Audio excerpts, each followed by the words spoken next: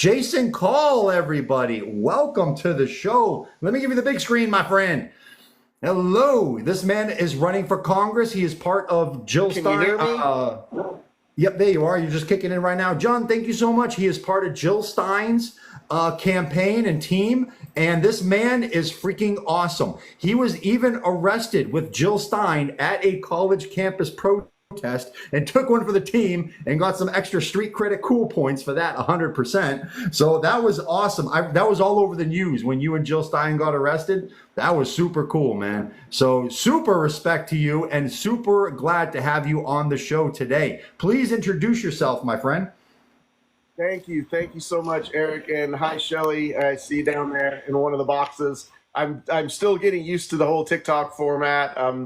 Not much of a TikTok user myself, but my name is Jason Call. I am a candidate for Congress in Washington's 2nd District, and I am a lifelong activist, anti-war activist, among other things, and I'm also Jill Stein's campaign manager. I don't know if I'm be here. Thank you. No, listen, super glad to have you. And anybody will have anybody who wants to ask him any questions, we'll have that up here in a second, man.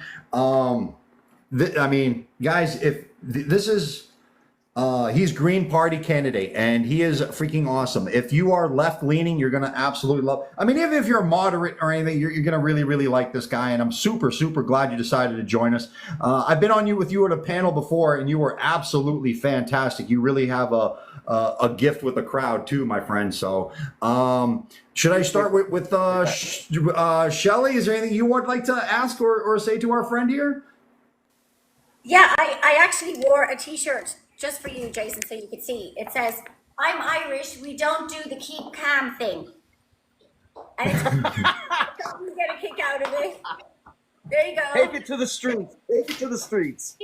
And it's green as well. I mean, you can't get any better than that. So glad to see you. Thank you for coming and visiting us. Yourself and Dr. Stein are, fighting the good fight. So thank you so much for that. Really appreciate it. Yeah, yes. Jason, actually, you know what? I like to. Would you like to? Because this is one thing we're always hammering home is like the extreme discontent on both the Republican and Democrat side, and how both sides have basically failed. The two-party system is a complete failure. We need more options. We need more everything. So I know you feel the exact same way. If you would like to expand or give mention on any of that. Yeah, well, this is what many people are coming to realize in this particular moment in time is that there's very little daylight between the Republicans and the Democrats. I think often there has not been, sort of historically, but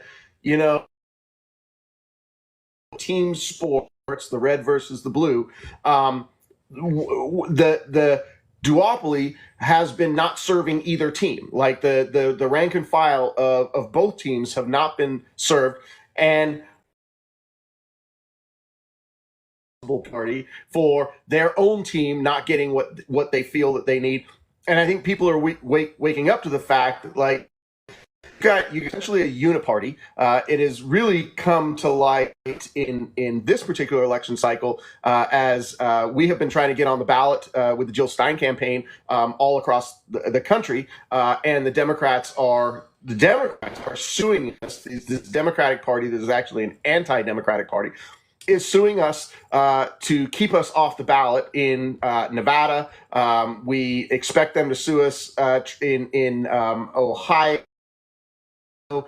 They're already, even though there's a new law in Georgia that grants us ballot access, they're already trying to discredit the party in Georgia and kick us off the ballot and say that we're not a legitimate party in Georgia. I mean, they're basically pulling out all of the stops, any angle that they can think of to decertify us from being on the ballot and being an option for voters. And the reason they are doing that is because our platform is wildly popular. Our platform of dealing with the climate crisis, of stopping the genocide in Gaza. Let me reverse that order. Let me say stopping the genocide in Gaza as number one. that almost 70% of the American public has said this is an atrocity. This has to end. And of course,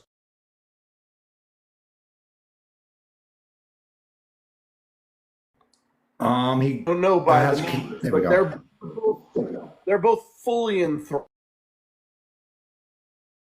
And you know, so but adding to it, the Democrats' message, oh, the IRA, more climate spending than ever. Well, nobody has ever spent any money on climate action before, so 10 times nothing is still nothing. But they sell this as though they've done something wonderful. Well, if you actually look into the Inflation Reduction Act, the Infrastructure Act, that the provisions that are basically given away to the fossil fuel industry in order to extract any kind of climate action at all, it's ridiculous. I mean, if anybody objectively reading that bill would say this was written as a giveaway to the fossil fuel industry. Are you kidding me? So the Democrats lie over and over, and they have no intention of, you know, they'll message on. If you saw Biden's sort of laundry list of stuff that he was like up on the podium, and yeah, we're going to get this done and get this done. Like, you guys have been saying this for 40 years, and you're doing nothing. And then the really good ideas are the ones that came from the progressives, and you take those and you co-opt them. And you water them down, you know, you don't do anything about them. People are done with the charade. People are just absolutely done with the charade anymore, while they are, you know, struggling to pay their rent. And the Democrats couldn't even get it together to increase the minimum wage, falling on a parliamentarian, for God's sake, saying, oh, the parliamentarian. The Democrats are just full bait and switch, and the Republicans have always been off.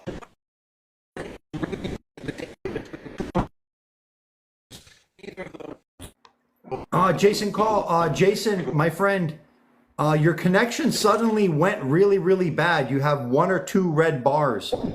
Is there a way you can get to closer to your Wi-Fi or anything, my friend? All right, yeah, he's got 1 or 2 red bars, and he's glitching, bad connection. So I hope he's fixing that right now. Better? Is it better? You're in right now. You're showing 2 red bars. Is there a way you can get closer to your Wi-Fi or anything? You're coming in kind of clear right now. Oh, no, right now it's clear. Is it clear now? Okay. Well, it's coming in. It's coming in fine now. Yeah, I don't know. Okay, you're good now. Yep. Okay. All right. So I don't know where I cut out, but, you know, bottom line, you know, neither of the duopoly parties are helping the general public. Neither of them are going to solve the climate crisis. They're going to get Americans health care. They're enthralled to APAC and the fossil fuel industry and the war machine and the for-profit health industry. And they both are. I mean, these giant corporations and organizations give equally to both parties. So it doesn't matter who's in charge, they're going to get what they want. And it's really time for a political revolution. The one that we thought Bernie was talking about back in 2016, we need to make that happen in this election cycle. 1000%, and I'm really glad you mentioned it, because that's the same stuff. We like, guys, they're both corrupt. Big Pharma pays both of them. APAC pays both of them. China pays both of them. The military-industrial complex pays both of them. They both serve the same masters, and yes, they sound the same. And I 1000% agree with you on Joe Biden's whatever was the Inflation Reduction Act, which caused more inflation and did the exact opposite of everything that he promised. I mean, that was absurd. And yeah, Republicans and Democrats are equally corrupt, and I really, really hope to help Jason Call here break that charade. All right, so for people asking questions, Shelly, do you remember where we were? Was it? Should I just go from the top down? Was that where we were at? Yeah, that's where we were. Pally Lion, I see you, Pally Lion. All right, so Freedom 777. Do you have a question for our friend here? Let me start with Freedom 77. Microphone request right in the middle of the screen. A white box popped up. Hit that, and you're good. Okay. So either problems or let me get to Chief. Chief, are you there, my friend? Microphone request. There you go. Right, go. Oh shoot. All right, my bad, Chief. My bad. I toggled it right when you hit it. Go ahead, hit it at the same time. Go right ahead, Chief. Thank you. Microphone check. Hey, You're good. wondering if I've been turning, believe it or not, Donald worshippers into Green Party voters left and right with this platform idea I've been using that's not even really a part of y'all's platform yet, and I think it might be a good platform idea. And it's called ocean fertilization or plankton eddy fertilization. I'm wondering if you're familiar with that at all. I'm really not. I know about vertical ocean farming, very much in support of, sort of the permaculture aspect of ocean farming. I'm assuming Yeah. something to do with that. This is right along those lines. So the idea is that you treat the ocean much like you would an organic garden. And Bill Gates currently has a plan to, say, build artificial trees for trillions of dollars to sequester carbon and create carbon credits. And what I'm suggesting that we do instead is, for just millions of dollars globally every year, we could simply fertilize plankton eddies, which would sequester millions of tons of carbon into the ocean and simultaneously create blooms of ocean life. We've already run these experiments off the coast in Canada, and they had the most successful salmon harvest 3 years in a row after running these experiments. So it could simultaneously clean the ocean. Of course, there's a lot of science to be done and talked about there, but it's a really cool idea. And I've been using it to turn Donald worshippers green. So I call that a breaking spell, and just highly recommended. And then, I'm sure I'd be fully in support of that. It sounds great. Like I said, I'm all into permaculture and organic and sustainable farming, and making sure that we quit robbing the oceans of 90% of the fish through this drag trawling. It's terrible, but we do the same thing on land. We destroy the earth with pesticides and factory farming, and really poison our environment with big agriculture. So I'm all about transforming our food production systems.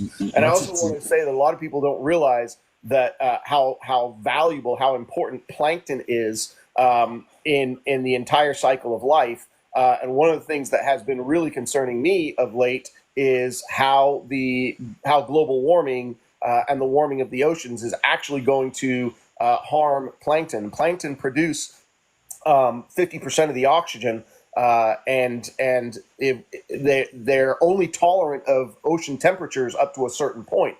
So as we start to talk about +2 degrees Celsius and how that affects the oceans, we're really talking about impacting the plankton and therefore the entire cycle of life with oxygen production. So anything we can do to save the plankton, I'm all for it.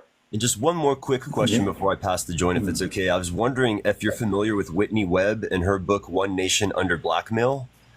And I know of Whitney Webb, but I don't know deeply of her. So, if you turn me on to something, I'll go check it out. yes, it's another one of the breaking spells I've been using to turn Donald worshippers into Green Party voters. And just curious if we can maybe get a vice presidential pick who is maybe aware of the Epstein network and Whitney Webb, and if not Whitney Webb herself, maybe Abby Martin. And then I was talking to some influential Democrats here on TikTok, and they said that if the Green Party got to 30% in the polls, that they would start to support us.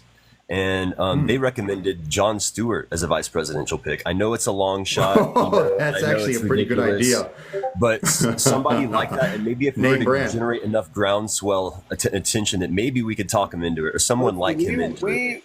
I'm a huge Jon Stewart fan, and I have obviously watched his stuff right back from the beginning of when he took over from Craig Kilborn at The Daily Show. God, that was 25 years ago. And I think he's a great activist. I think he's very tied to the Democratic Party, even though he says that he's tied to the Democrats. But if we could find someone like him, specifically someone who's aware of the Epstein network and Whitney Webb's material, I think that would be super effective in getting Jill to actually win. Yeah, Chief, thank you so much, my friend. Okay, I was going to say we've had some conversations with some potential VP picks. Nothing has worked out quite yet, but I do want to say on the VP side, It has to be the right person and for the right reasons. And Abby Martin. Talk to Abby Martin and Whitney Webb. Just see if Okay. they might be able to do it. yeah, I would love it. I'd love to get Jill and Abby in a room together, to tell you the truth. Yes, sir. Let's do it.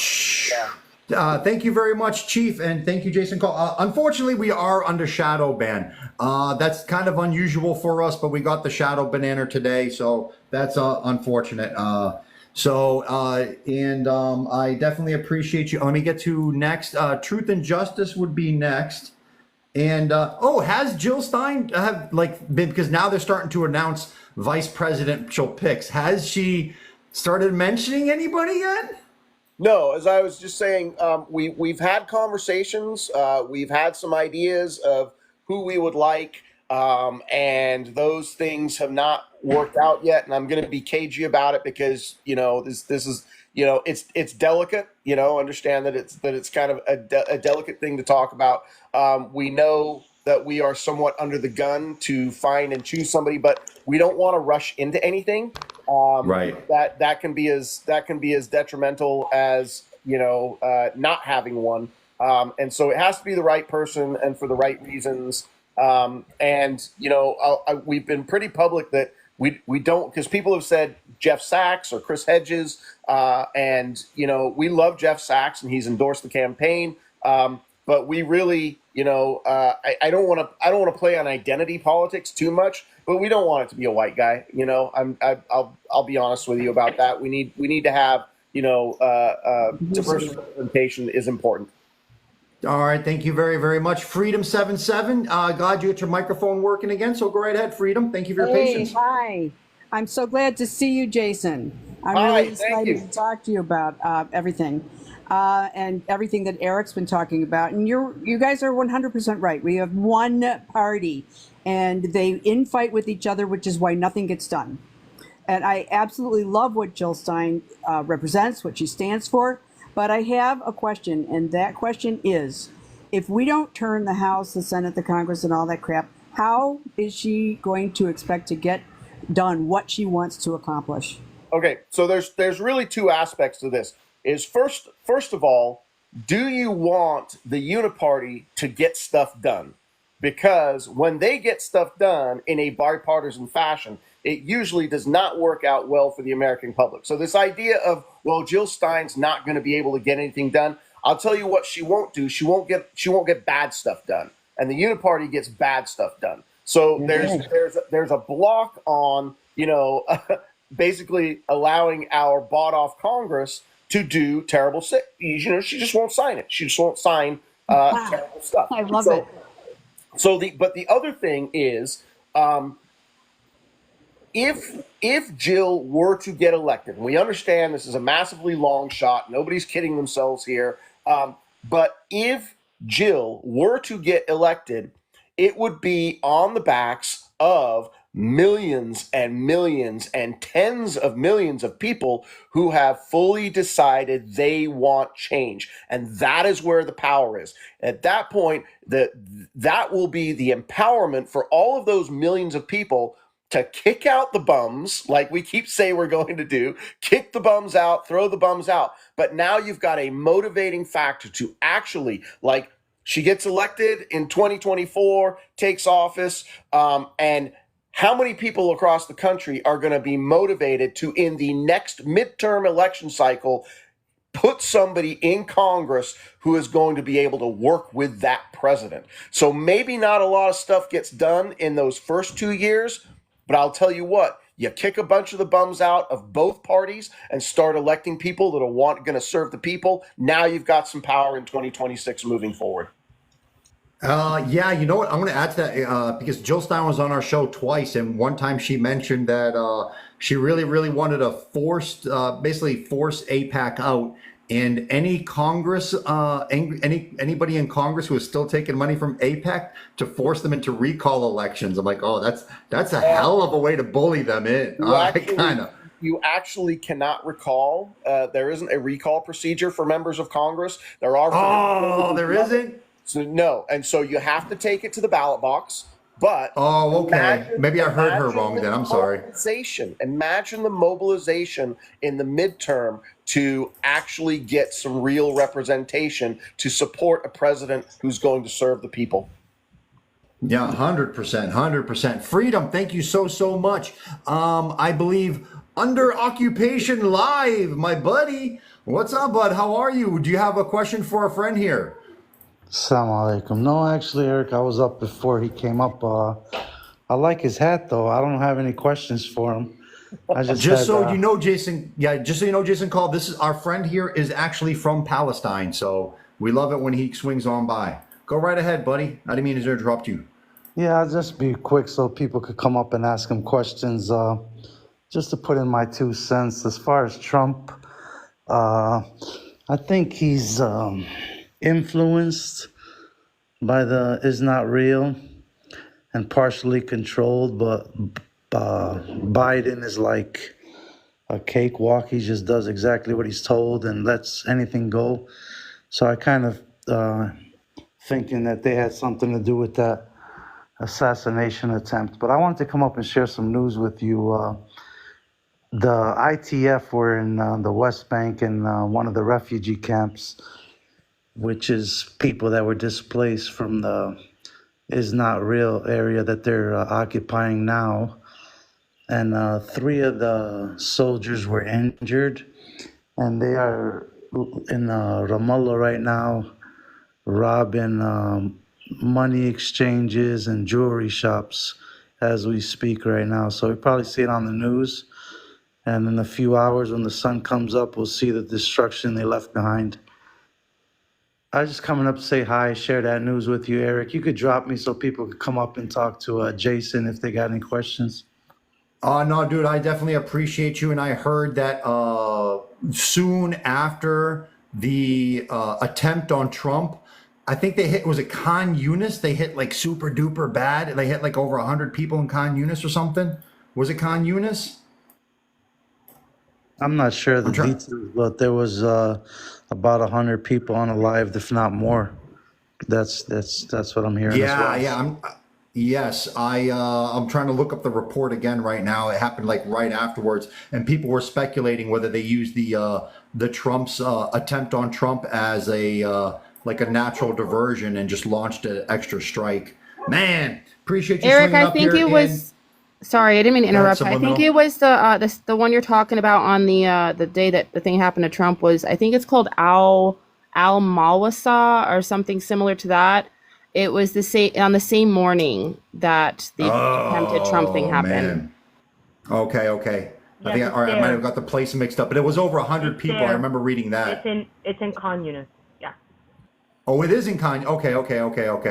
That's Al right, yeah. Mawasi. All right. Yeah, I it's see everyone there. scrolling it in there. Al Mawasi there. is in Khan. Okay. And Unalive, my friend, I super appreciate you, and I actually agree with everything you just said about the double presidents running. So that's why we're trying to push for Jill Thank you for Stein. coming by, brother. I just want to pop in before you drop down.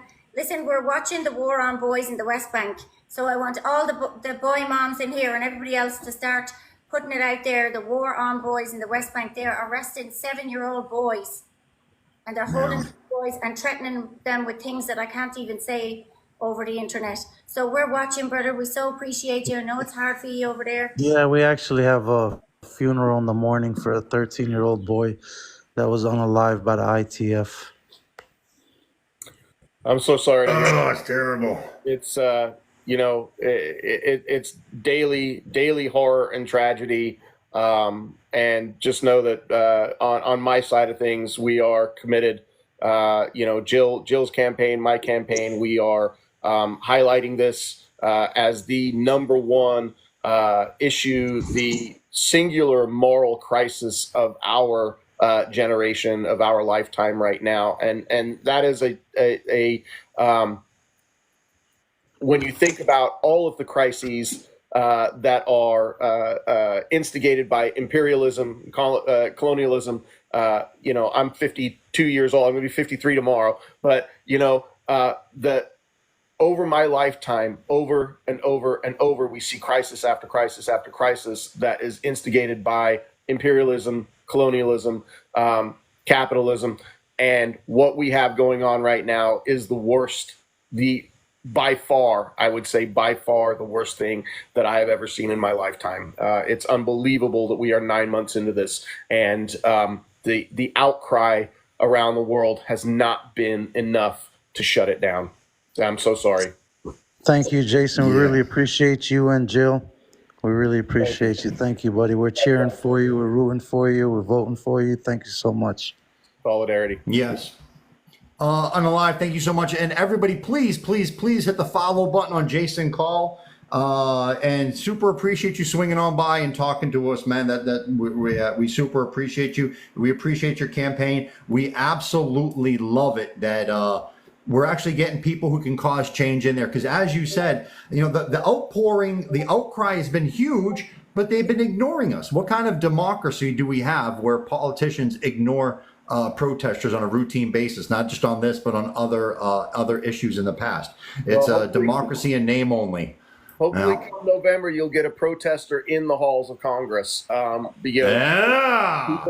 People ask me, you know, what do you expect to get done? You have these high and lofty ideals, and you know, who are you going to caucus with? And I'm very open about, you know, I cannot put issues on my shoulders and carry them through myself. But what I will have is an unrelenting microphone and platform for an entire congressional term to speak truth to power within the halls of Congress, and not this fake ass shit that AOC brings, where she will she puts on a good show when she's challenging corporate executives in hearings, and then she's going to turn around and completely support the system that gives those executives the power that they have to harm the American people. So, you know, no corporate money here, not a dime. And I also want to say, because I did see some commentary in the chat about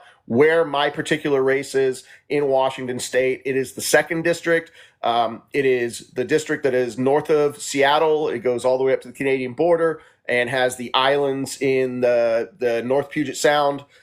So, you know, and I'm running against one of the worst APAC lovers, cronies in the Democratic Party, one of the most conservative Democrats, lifelong member of the House Armed Services Committee, takes the money, all the money from the fossil fuel industry and the war machine. Boeing is his historic biggest contributor because they are the biggest employer in my district. And let me tell you something. He was the chair of the Aviation Subcommittee of Transportation for most of his career. If the Democrats retake the House and I don't unseat him, this guy is going to become the chair of the Transportation Committee. He's a foul person, and not particularly well liked in district, which is I feel like it's going to go for me. But with all the money from the war machine, the fossil fuel industry that this guy takes, the Boeing money that he takes, you don't want that guy in charge of greening our transportation systems for the future, because he's not going to do it. He's going to be purposely completely ineffective at his job. And what I am trying to hang around his neck is the collapse of Boeing as a company. And having gone from one of the most respected companies in the world up until the McDonnell Douglas Boeing merger in the late 90s to a company where, you know, when you get on an airplane, you're like, shit, am I on an Airbus or am I on a Boeing? I don't know if I want to fly a Boeing. I mean, this would have been unheard of 15 years ago. And a good deal of the reasoning behind the downfall of Boeing is that this guy being chair of the Aviation Committee and taking historically his biggest contributor being Boeing, he basically greased the skids for Boeing to deregulate, right? So a lot of Boeing troubles right now come from deregulation of the industry that Boeing asked for and he gave to them. So the 2 crashes that happened in 2018, 2019 killed 346 people in Asia and Africa, and we didn't hear a ton about it because it wasn't mostly Americans on those jets. It was black and brown people in Asia and Africa. That those lives, those deaths are his responsibility, and I'm gonna hang that around his neck like an albatross all the way through November. Lala, thank you so much. I agree. I think like when you have these big military industrial complex, big pharma, whoever, when they start giving money to politicians for favoritism, I think the corruption starts working both ways, because they start getting all these laws that kind of protect them too much and this and that, and they start to digress in safety, they digress in quality and everything too. So like the corruption has negative impacts in both directions for sure. I agree with that 100%. Absolutely right. Good observations. Thank you so much. All right, I think Angels, are you next? I believe Angels, then Nana, and then Subliminal. Thank you, Subliminal, for swinging by too. Angels, go right ahead. Hi there. Nice to meet you. Just curious. I'm not really familiar with the particular specifics of the politics over in Washington State, but I'm just curious to know what would be, if you were elected into office, what would be the first initiative you'd get done? Well, I would put, ending funding for is not real. I caught myself there. As the very first thing, it is the singularly most important thing that we can do. If it has not already been stopped by when I would potentially take office in January, I would put that on the table, and I would keep that on the table. I will chain myself to the floor of Congress until this thing is stopped. It is the number one thing. Now, take that situation aside, I think the very first thing we got to do is we got to get corporate money out of politics, and we have to institute a system of public financing. We cannot continue in this country and have any hope of redress for the grievances of the working class and marginalized community if giant corporations are still fully in control of our Congress and our political system and our electoral system. We have to have public financing. Beyond that, we got to tackle the climate crisis, and we got to get universal health care. So those are my big issues. Awesome. Let's go back to the answer regarding, the corporations and all that. I mean, with the Supreme Court's decision several years ago with Citizens United in particular, I believe that pretty much set off this out of control, these PACs that we're seeing, and I think people are not using it for the better good. How could you effectively try to turn that around? What would be any thoughts on that? Yeah, well, there's a couple of ways we can go about doing it. You get Jill elected president; she's going to expand the Supreme Court, and she's going to appoint justices that are going to be then in the majority and overturn that decision. So that's one way you can do it. The other way to do it is with a constitutional amendment. And again, this would not happen immediately, but that has to happen through Congress, and then you'd have to have the states ratify it. So imagine somebody like Jill in the White House using the bully pulpit, which our presidents do not do. They completely serve their corporate donors. But Jill goes to the people and she talks about the corruption that has been leveled upon us by the Citizens United decision. And she motivates changes in state legislatures, because it's got to happen through the states also. She motivates better people to get elected in state legislatures. She motivates better people to get elected in Congress. And then we go through that process of having a constitutional amendment that you will get 2/3 of the states. I think it's 38 states need to sign that. And that is a thing that can be motivated through the power of the people. People in America have been conditioned to get force-fed garbage by Congress. And if what we can do is spark an awakening of people taking back their political power, and not in a cliche way, but actually get involved in the electoral process. And I don't want to, I say this, and I know a lot of people are like, nothing's going to get solved through electoral politics. And you might be right about that, but if it doesn't, the only other option is real revolution. Now, don't get me wrong here. I'm not saying that I wouldn't be down for it. Like, listen, if the revolution comes, put me on the front lines. But until then, electoral politics is a large part of what we have to work with, and there are processes. But it does take people being awake to what they need to do as citizen activists to make sure that these things get done. Okay. Now, taking into consideration, all of these gaffes we've been seeing, particularly with the Democratic candidate, President Biden, and I think the Trump factor is still a possibility here. But I mean, to me personally, he's less than stellar in terms of representing our country and representing, as a whole, our interest. What do you think is your advantage, considering that people are just, such as myself, as a Democrat, a lifelong Democrat, I'm just turned off by just the bullshit. So what do you think is your advantage at this point? I'm not quite sure what you mean, because I'm not a Democrat. I'm a Green Party member, and I've been turned off to the bullshit for quite a while, which is why I'm not a Democrat. I would encourage people to leave the Democratic Party. They are a hollow party that only pretends to stand for things. I actually, even though I despise Republican politics, at least I respect the fact that they work to do what they say they're going to do. The Democrats tell you they're going to do stuff, and then they move further to the right every time. Sure. And I think the Democratic Party is a party that's in collapse. I don't think if they replaced Biden that you would get anybody better. I mean, can you imagine President? Oh, good point. President Buttigieg or President Newsom? You're not going to get anything different than this freaking corpse that they've got, doddering around on stage. You're not going to get anything better out of them. And they have engineered that for themselves. They have wanted to play both sides of, being for the people, but, they're really actually for corporations. They have hollowed themselves out. They've betrayed their base. And I can't wait to see the end of the Democratic Party, to tell you the truth. Well, they lost their way. Yeah. And I think you guys are in a real advantage now. I think you can really make history in this election. I definitely believe that.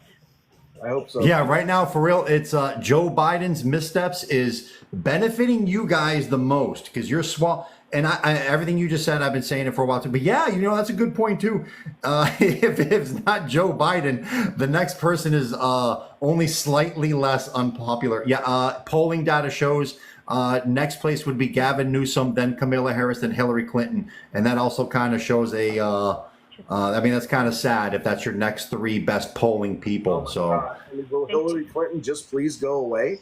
Oh, I know. voted. Time ago, I used to like her. Long time ago. That was a long time ago, though. But I Angels, voted, thank you. Yeah, I voted for Jill Stein in 2016 because the WikiLeaks and all that, and you just see them for who they are, and it's a bit bitter. But it's unnecessary. Being a Democrat is honestly, and I say this as somebody who was within the Democratic Party for a long time. I was even for 4 years. I served on the Washington State Democrat Central Committee, right? So the highest governing body of the Democrats in Washington State. I was there for 4 years, and I was fighting the establishment the entire time to do the things that they claimed they wanted to do. There's no accountability process within the Democratic Party. They're afraid of their own shadow. Oh, we can't hold our representatives accountable for anything because then we might lose to the Republicans. Well, what use are you if you are not going to have any internal accountability whatsoever? I walked away from that experience 4 years on the Central Committee there. I was completely disgusted. And I fought them. I fought the establishment every day. They hated me. They're like, oh, you're just like Trump. I'm like, I am fighting for my principles. I don't need to be civil about this. You guys are all about civility politics and then doing the wrong thing. I might not be civil all the time, but I'm damn sure going to fight for the principles that I believe in. You guys stand for nothing. They ended up suspending me for 6 months from the committee, and it's the wildest thing. I cut a Confederate flag off of a pickup truck. And I did this. The pickup truck was parked in front of an elementary school, and I drove my daughter to high school. This is when she was a junior. And I drove past this pickup truck, and it was parked in front of, and I said to myself, well, I'm not going to have these students in my neighborhood, in my district, feeling unafraid because, some guy is going to put a symbol of, again, the Confederate flag is one, it's a flag of traitors.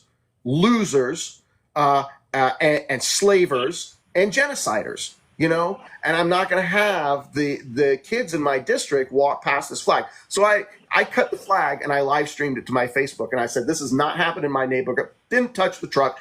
And the white liberals in the Democratic Party, they lost their minds. Oh, this is vandalism. This is so unbecoming. This is, this is not how we do. And I was just like, you guys are ridiculous. They ended up suspending me from the state party for that. And I was like, psh, all right. Oh Oh, my goodness. oh, damn. Call, thank you so much. Angels, thank you so much. I Yeah. think Nana would be next. Angels, thank you so much. And everybody, please hit the follow button on Jason Call. Hit the follow button on the whole panel, actually. We got a great panel up here. Hit the follow button on Angels and Shelly and everybody. Donate. Call for Congress. No, yes. What's your website's name again? I'm sorry, I had it written down, but It's callforcongress.com. My last name, CALLFOR, Congress.com. Very easy. And yeah, kick me a few bucks. We are doing, my primary is August the 6th. We're all mail-in. Ballots drop this Friday, so everybody will have their ballot in hand on Friday. The voter guide statement's coming in the mail. I am the only one of the candidates, and just so you understand, Washington has what's called a top 2 primary system. So any number of people can file for the seat. Right now, there's 8 people filed for the seat. There's the incumbent Democrat, 3 other Democrats, 3 Republicans, and myself with the Green Party. I am the only candidate who has mentioned Gaza and genocide in my voter guide statement. This is the red line issue for people, and they know who to vote for. yes, thank you so much. And his website is on his profile too. I just checked too. So, all right, let me get to Nana. Go ahead, Nana. Thank you for your patience. And then Subliminal will be after. Hi there, how are you? Hello. Yeah, I don't have much to say, but I want to appreciate your standing up with Palestinian people. And I don't understand a lot about politics, to be honest, but I want to say thank you for your trying to help Palestinian people, and I will definitely vote for you. It's my honor. It's my honor to do so. I live in Washington State, actually. I'm Palestinian American. What city do you live in, if I can ask? Linwood. Linwood, you're in my district. You're in my district. Tell your people. Yes. Yeah. Thank you. I appreciate that. What a coincidence. Hell yeah. That's amazing. Thank you, and free Palestine. Free Palestine. And I'll show you my tattoo. Somebody asked about my tattoo here, so I had. Oh, no Yes. shit. That is awesome, dude. Hell yeah. Yep. So somebody had Well, asked. that's dedication. Thank you, and appreciate Yeah, I mean, wow. everything you do. Thank you. Thank you Have a very good much. day. Hell yeah. Nana, thank you so much for swinging by. And remember, everybody, the link to everyone, please hit the follow button on Jason Call. Link to his website is on his profile. And there, if you want to donate to him, I'm going to donate to him after the show. And 1,000%. So let me get to the next person in line would be Subliminal Nation. Subliminal Nation, thank you so much for swinging by. Everybody hit the follow button on Jason Call and hit the follow button on Subliminal Nation. Go ahead, Subliminal Nation. Thank you for your patience. Yeah, no worries. Hey, Jason, long time no talk. Yeah. I got 3 questions for you tonight, easy questions. So Okay. first, I wanted you to let everyone know. I think everyone knows about the 24th, the protest on the 24th. But could you let everybody know about the other big protests that are coming up, like with the conventions? Yeah, in fact, Jill was in Milwaukee today. I just spoke with her about an hour ago. She was at the protest with the Poor People's Army at the RNC in Milwaukee. The police were there. There was a police presence there. They had walked away because we actually had another meeting. We had to get to a Zoom meeting. So they had to step away from the march to do this Zoom meeting that we were on. And that was about the time the police were coming in and starting to kettle people at the RNC. They put a massive perimeter around the convention center in Milwaukee. But our people were out there being defiant and letting the Republican Party know, because I want people to understand, like, as Joe Biden is terrible and awful and doing genocide, but we also understand that Donald Trump would be doing the same thing and wants to do the same thing. And so the real argument against Biden is you simply cannot vote for genocide. So when Biden is doing it, we're not going to vote for him. And if Trump ends up getting in, we hope that the Green Party will have enough support to win the presidency. It is possible. For the first time in my lifetime, I believe the door is open for a third party win. But if Trump comes in and he continues the same policies, then we're going to fight that motherfucker as hard as we can also. This idea that, like, oh, the world is over because Trump got elected. It wasn't over when he got elected in 2016. We fought him then. We'll fight him again. So, but the RNC protest, that was happening today. The DNC protest is going to be in Chicago. We intend to be there too. And I believe the dates there are 18th through the 22nd. That's about the right time, I think. 18th through the 22nd. Maybe it's 17th through the 20th. I'm not quite sure, but it's going to be in Chicago, and we're organizing protests there. And yes, there's speculation about the 24th next week that Netanyahu will not show up because he's been invited twice already. 2 dates have been set, and he's canceled on both of them. But should he be there, he will be greeted by the Answer Coalition's citizens arrest protest for this murderous bastard. And 250,000 people will be there to greet him too, me among them. Code Pink, everybody. Yes. Go ahead, Subliminal. Everybody. Yes, I wish we could go. We're on the other side of the country. But speaking of, we're in Colorado, and I know you're real busy with your campaign right now. Do you know if the team, Jill's team, you guys have any plans to come back to Colorado anytime soon? So I'll be very honest with you. Since we are already on the ballot in Colorado, we're ignoring you for a little bit, but only for a little bit. Because we have, this is just the way campaigning goes. We have to focus on the states where we're not on the ballot, where we're actively working to get on the ballot. So we're going to be focusing on Maryland, Virginia, Pennsylvania, New Jersey, Connecticut, New Hampshire, Vermont. These are all states that we are actively working to get on the ballot. Tennessee, Alabama. And so we've got to put our attention there. We just submitted signatures in Ohio. We just submitted signatures in Washington. We should be good to go, but the Democrats will file an injunction. I'm sure in Ohio, they're going to file to kick us off the ballot in Ohio, even though we know we've got a good amount of signatures there, just like they're doing in Nevada. And again, they are not doing this because they think they can win those cases, because they think they can actually kick us off the ballot, because they can't. They're doing it because if we don't meet the legal challenge, we lose. And that's going to cost us retainer fees. We're going to have to spend tens of thousands of dollars just to get a competent rebuttal to those challenges. And that's why they're doing it. They're doing it to drain our resources. But anyway, I went a little off tangent there, but we will be back to Colorado eventually, but probably not until like September. That's great. We'll definitely be there to see you. We missed Jill when she came to Denver several months ago because we had car issues, but me and Weeds have been handling the campaigning out here with our J's for Jill. That's what we need. We need in all of the states where we're already on the ballot, we just need people getting out the vote, getting out the vote. Tell people that they have options. And the last question I have for you, real easy one, is so we got Kelly coming on tomorrow on our live. Are you going to come over and join her? I should be able to join. All right, that would be great. We'll talk to you tomorrow then, Jason. Thank you, Erik. Make it too easy for me. What's that? Always. Make it too easy for me. Of course. You got to come join your asshole caucus. I'm going to take over. Everybody, please hit the follow button on Jason Call and Subliminal Nation. Appreciate you very, very much. Shelly, if I'm correct, I think Surviving Daily would be next. Is that right? Yeah, just 1 second, Erik, before we go any Sure. further. Guys, I want to remind you, look, if we want to get behind these candidates, we are up against AIPAC. We're up against billions and billions and billions of dollars, folks. So let's do what we can to support Jason Call and the Green Party. Go to Call for Congress, folks, and donate. Let's get behind it. A couple of coffees, that's all it takes. Let's do what we can and show these billionaires we're not going to take it. We stand up as well.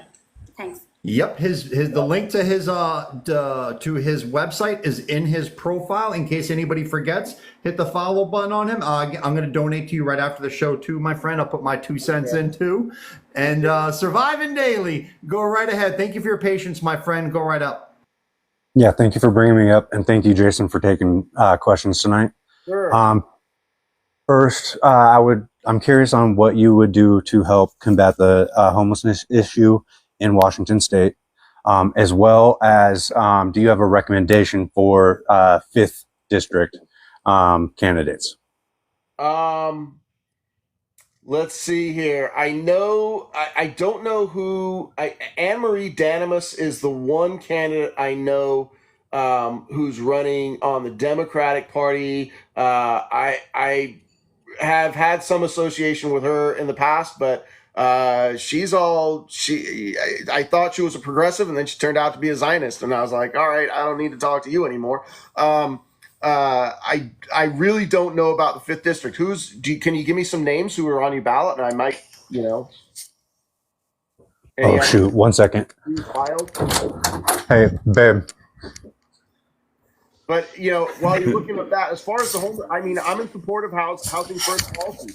I'm a commercial building inspector for my day job, and I see what is happening with the amount of multifamily housing that is being built in urban areas that is simply unaffordable housing. Student housing is unaffordable. Like the apartment building, when I went to the University of Washington, I got my first apartment in 1990 in the U District on 7th Avenue, and I roomed with 4 people in a 3-bedroom apartment. A couple of us shared the larger room, and we paid a total of $800 for a 3-bedroom apartment.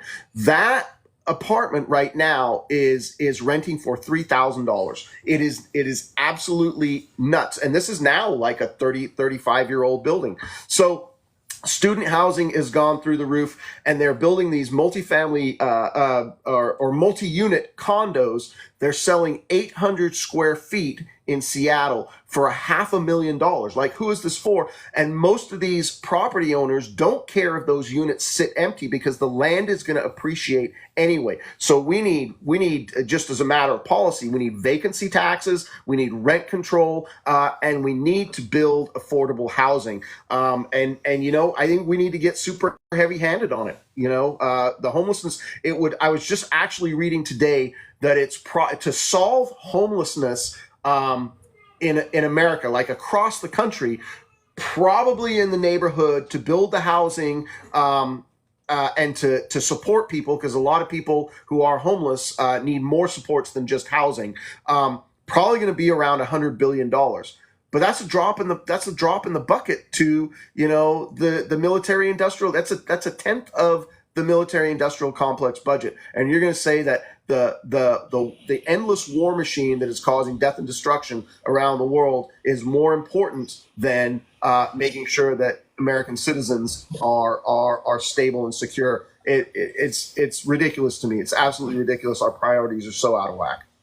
100%. $70 billion in the past 5 months to Ukraine alone. And as far as backstabbing progressives, so-called Fetterman. You guys remember Fetterman from Pennsylvania? What the hell? Dude, I was shocked to hear him. So, man, we have a special guest up here, Nader Hu of El Mayadeen News Network. If anybody does not know, El Mayadeen is one of the #1 news networks in the Middle East. So, Nader Hu of El Mayadeen and Human Refuge Coffee, super duper appreciate you swinging on by. Nader, welcome to the show and go right ahead. How are you, bud?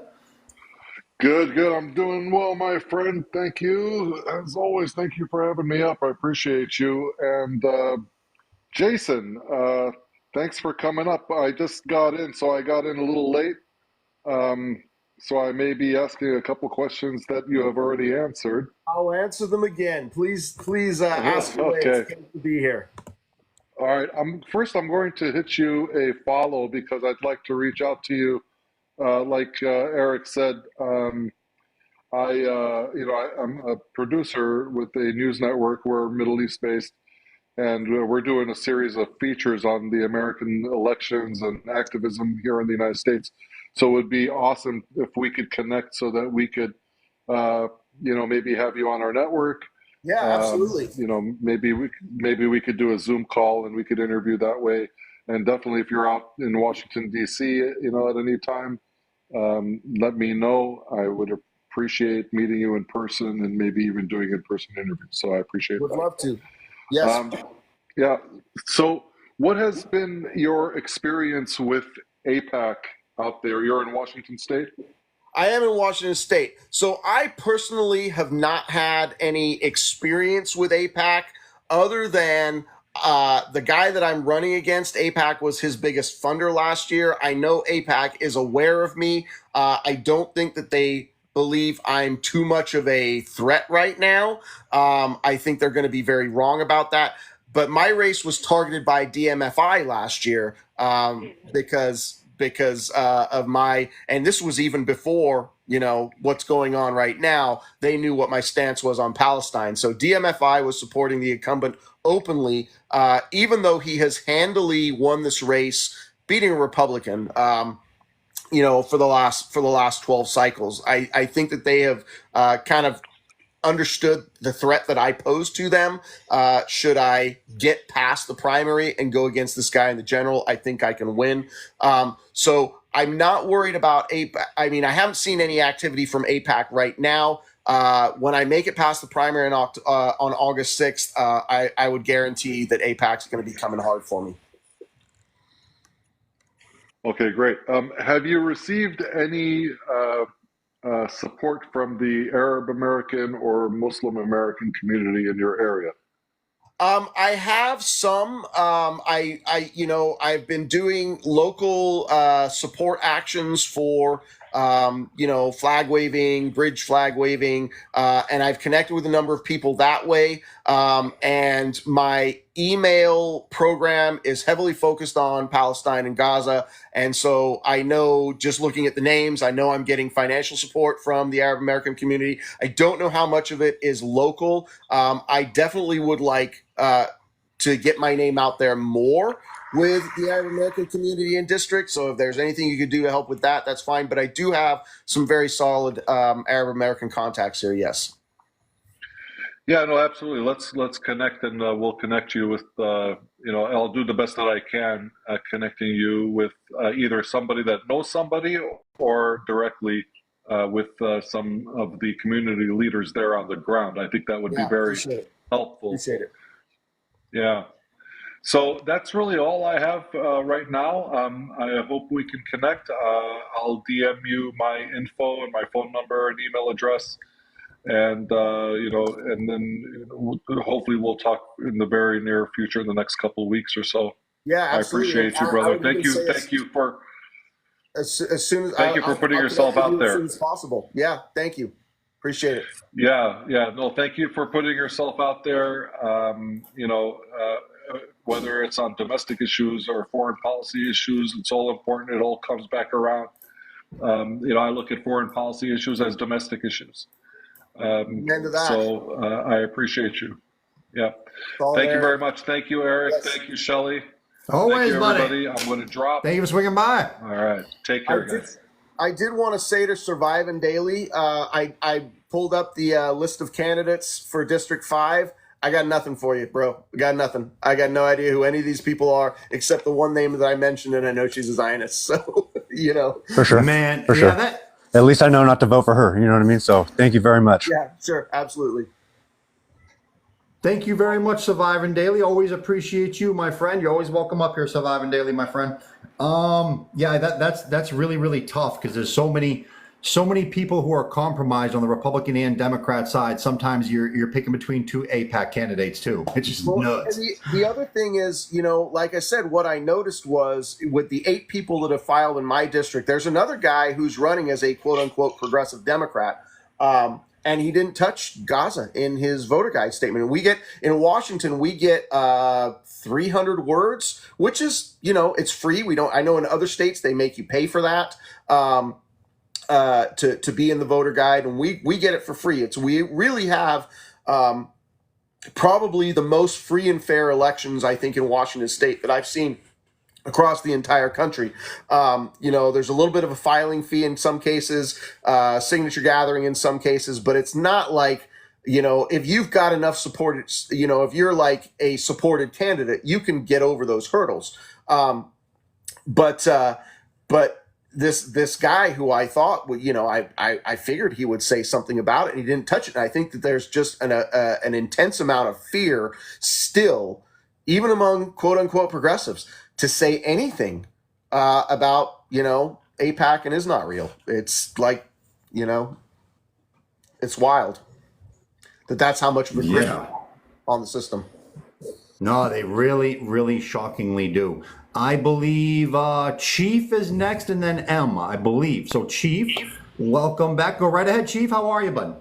Doing great. Hello, Hassan. I'm double dipping, so I'll keep it brief but pertinent. So get your notes ready, everyone. We're going to win this thing right here and now.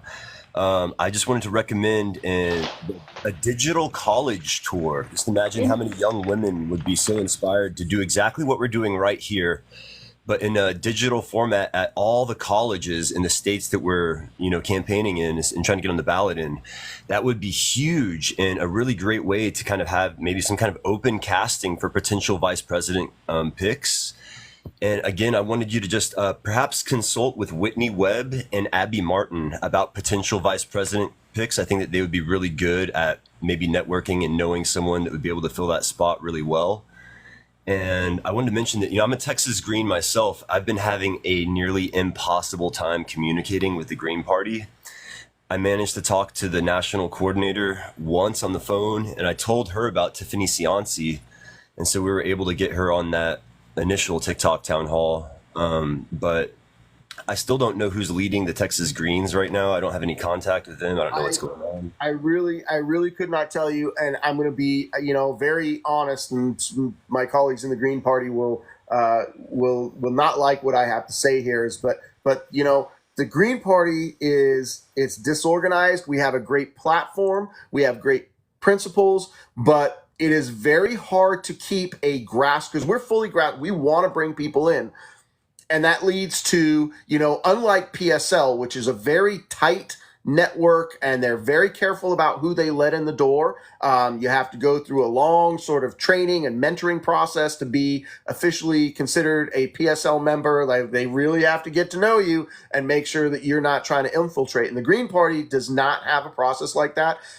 So we are subject in many places to infiltration and disruption, which is exactly what the Democratic Party and the establishment wants to do.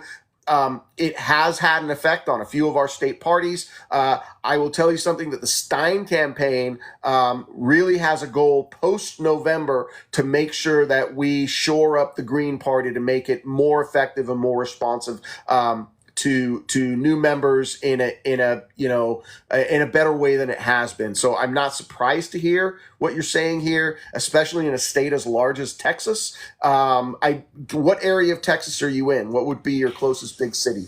Central between San Antonio and Austin. I'm actually hosting 2 events in San Antonio this week. So it's an opportunity for us to get a bunch of people together, say, hey, come hang out with the Greens, get to know us. We're going to be rocking out, having a great free show, great food. Where is McAllen in relation to you? Oh, I think it's relatively close. Let me look that up. An hour or so away. I think it's close to San Antonio. McAllen might be a little further to the border. I'm not sure. Here to the west. I can connect you with a guy in McAllen who may know better how to connect with other Texas Greens. So if you want to DM me, we'll take care of it there. I'll see if I can get you connected. Right on, and much appreciated again if you can reach out to Abby Martin. I took Whitney note. Webb. I wrote it all down. Perfect. And a digital college tour would be so cool. Yep. And just I want to float the idea of the Green Party Dragons. It is the year of the dragon, after all. We need a mascot. And the dragons, remember that dragons eat donkeys and elephants. So keep that in mind. Oh man, I like that. Listen, that's kind of a good point. Like the Democrats have donkeys, Republicans have elephants. Green Party needs some kind of cool representative, man, right? You need a mascot too. A dragon lady. Okay. A dragon, something. I don't even know who picked donkeys and elephants to represent your party is kind of lame in the first place. So here's your opportunity to pick something like a cool animal, a dragon, a lion, a fox, whatever. Man, not a donkey or an elephant. Yeah. Well, listen, Chief, I would love a dragon. Good ideas there, really good ideas there, and I'm going to run them by some people to tell you the truth. Much appreciated. Yeah, definitely. You guys have a great night. Keep up the good work. We can win this. We can win this. I believe it. I believe it. I really do. No, this is all the stars are aligning for you on independence for this election because there's so much discontent on both sides, but especially with Joe Biden pretty much just tanking his own party with him. There's it's the stars are aligning for you guys this election. Yes. And polling data does show that this election is the first in decades where the majority of people have actually polled to want an independent rather than Republican or Democrat. And that's the first time in decades numbers have shown like that. So, yeah, here's your chance. And I will say we're polling well among the young demographics. Like, the one thing we have to do now is to make sure, because we're polling upwards of 22% in like the 18 to 30s in a couple of states, like Wisconsin was one of them. Even back in April, we were polling that high. Like young people know that our government is just fucked and is not going to serve their future. And so they are really Now, the other thing is that young people are historically the worst at actually registering to vote and voting. So if we can align the fact that they would support a third party with actually going through the process to do the voting, then we can really bring things together. There you go. Let me see. All right. So so M is next. Thank you, M, for your patience. Go right ahead. M, welcome to the show, my friend. Go right ahead. Microphone request, white box middle of your screen, or hit the green button, the bottom middle, whichever way you prefer. M. Hello. Hey, M, what's up, my friend? I know your picture. Yeah, I just wanted to keep it quick, but I just had a question for Jason. For any of us that would wish to volunteer for your campaign, is there a way that we'd be able to go about doing that? Because I had tried looking on your website and I tried filling out like the form and stuff, but I never received anything about being able for volunteering opportunities. Huh, that's interesting. If you fill in the because my field team gets all of those signups and I see them come through. I don't handle them myself, but my field team should. So if you signed up to volunteer, I will check that. Again, also, you know how to get in touch with me. So DM me and I'll make sure that my field team gets alerted to it, but it should go into our spreadsheet and somebody should have reached out to you. Or at least I think the way they do it was everybody who signed up to volunteer, my field director will sort of email out in bulk as a BCC and say, here, come and join this training or volunteer meeting, and then you would need to show up to that meeting. I don't know how much like individual contact they're doing, like one-on-one, but sort of in bulk, they'll say, show up to this meeting and we'll show you how to get activated. Oh, okay. Thank you. But DM me about it anyway, and I'll make sure it gets taken care of. All right. Thank you so much. I just wanted to know because I've been wanting to try phone banking for you, but I wasn't able to. Oh, okay. Yeah. We're actually not doing, I'm just working on getting our phone banking system set up right now. We're doing a lot of text banking right now. So if you want a text bank, we've got that system going. Okay. Yeah, that sounds great. Okay. Appreciate it. Thank you. All right. Have a good night. You too. Jason called. It's an excellent idea to start a lot of the roots movement on TikTok, especially because TikTok remember, it was the #1 platform credited for waking people up after October 7th. That's so you, Jill Stein, down. Yes, this is the platform that was the #1 responsible for waking the most amount of people up, and that's why they were trying to force Congress to sell it from Chinese hands so that other people could buy it. All right, let me see. I believe the next person in line, Shelly, you had something to say? Go right ahead. Yeah, thanks. I have a question from one of our other moderators, Shining Water. But before I get to that, folks, can I do a quick commercial break? Guys, let's get the numbers up. Tap and share. Go up to the orange heart. Drop down box, share. Everybody knows the drill. Positive interactions, gift from the orange heart, and make sure you're following Jason Call and visiting Call for Congress. So let's do the work, guys. Appreciate it. Jason, I have a question from one of my Native American relatives, and she's asked, how do you in your area, and also maybe Dr. Stein, plan on going forward and working with our tribal leaders and making sure that our Native people, our First Nations, have a seat at the table, please? I wonder if you could opine. Absolutely, 100%, and great question. I would really encourage people to go to jillstein2024.com and look at the platform. We have it, our sort of overall sort of theme is people, planet, peace. And if you look on the people section, you will see our plans. And when I say our plans, these are really community developed plans. This is not like, our team sitting in a room deciding what we want. Like, we sat in community with the Black community to develop a reparations platform, with the LGBTQ community to develop a platform. Like, what is it that you need that the establishment is not doing for you? That's where we are taking our direction. And so the same thing with Indigenous communities in this country. We have met with, and the platform was developed a while back, but we have met with leaders in those communities, and it's such a diverse community. I mean, and the tribal community is very prominent in Washington State. We have 6 recognized nations in my district alone. The Yakima Nation is huge. The Colville Nation is huge here. And so tribal culture is a very, very important. Northwest culture, Salish culture is very important to Washington State. And so, we always honor and recognize, we're in full support of the land back movement, of tribal sovereignty. But I really want your friend to look at the detail, because all of those ideas, things like, there are many tribal members in rural areas because of how the reservations are set up. They can't even get their mail because they don't have a recognized mailing address. We want to solve problems on a granular level like that. We also recognize that the urban Indian population is huge and often unrecognized, because I think it's somewhere in the neighborhood of 74% of tribal members do not live on the reservation. And so their needs often go unmet. So all of these things, I will say that one of the most wonderful things about developing a justice and reparations and restorative justice-based platform is getting to talk to these communities and really seeing how the colonialism has and the white supremacy has affected that. I'm obviously a white guy, and I have not experienced these things firsthand. And so when you go and do the work to really listen to communities about how they've been impacted by, what has gone on in this country, that people like myself, if we didn't go do the outreach, we really wouldn't know anything about it.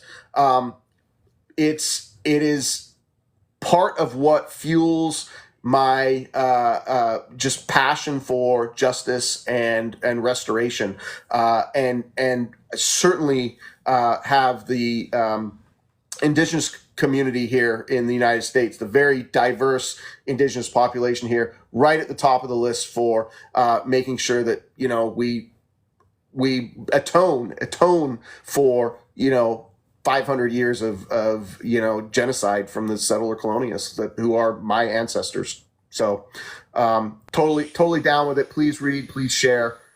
Very proud of that work and the conversations that we had to develop that. That's great. Thank you very much for answering that. I so appreciate it. And you see my cousin there, Shining Water. She's in the comments. It's just loud where she is now. So I'm asking the question on her behalf, so not stepping in there. Yeah. And the follow-up that she had was, will you make sure that an Indigenous person has a seat on the table? And after that, Jason, will you just touch on reparations in general, and then I'll get out of your way. Yeah, and so absolutely, and not just a seat, but many seats, as many as we can have. These are things like, assuming that Jill takes the White House.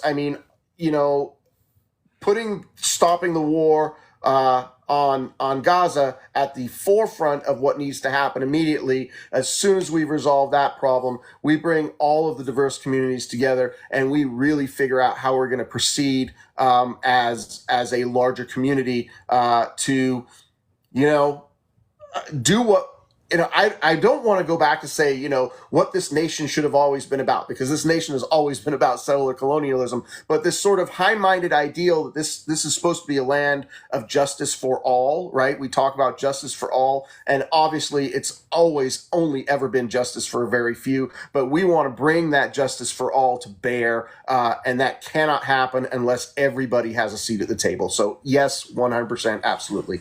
And then for reparations, we have,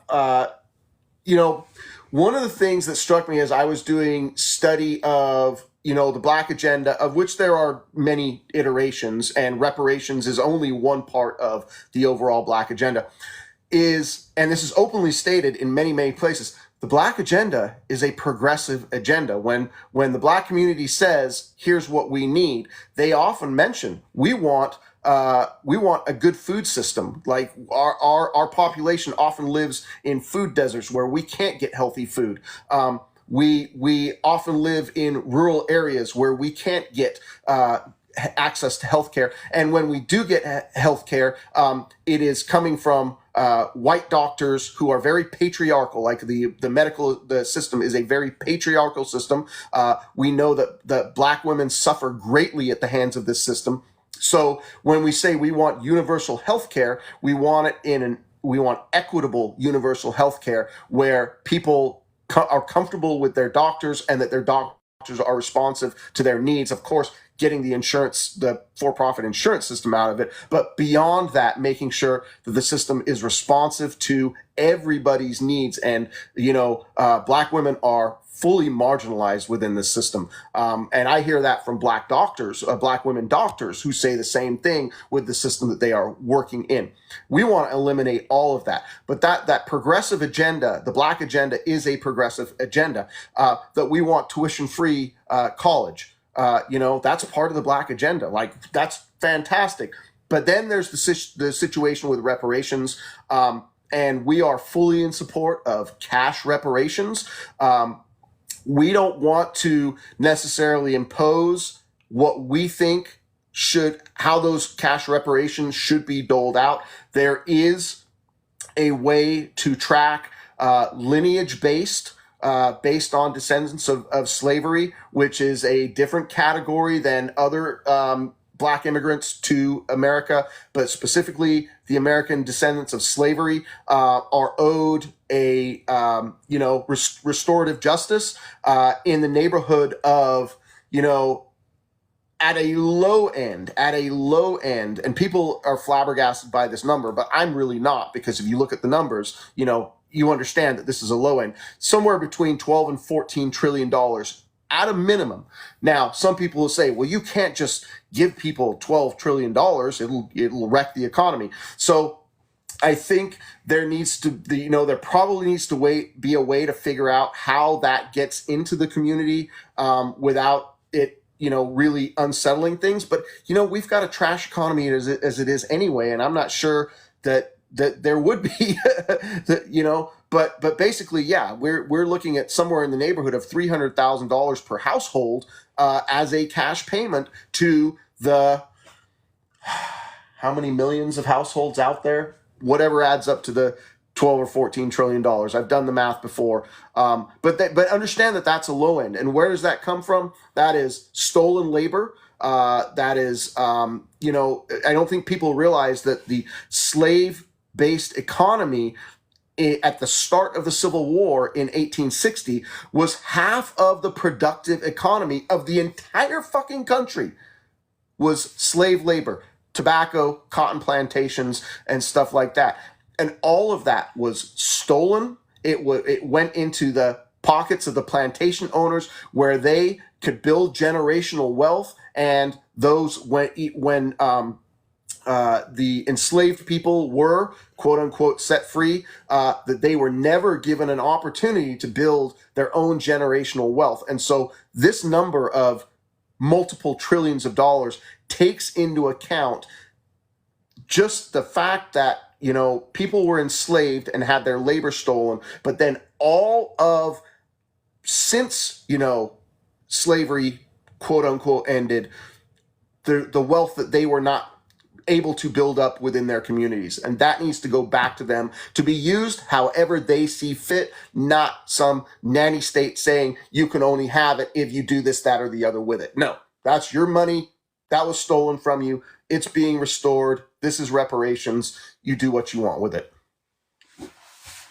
You know, I'll stop there because I could talk all day. I know about Gavin Newsom's program, you know, was supposed to give money to people, just like you're saying, actual money. And then when it came down to it, he said, oh no, we're going to put it into programs. Like, come on. Anyway, I'll leave it there. I so appreciate you answering those questions. Thank you. And sorry to hold everybody up. Sorry, Eric. No, it's all good. Thank you, Shelley.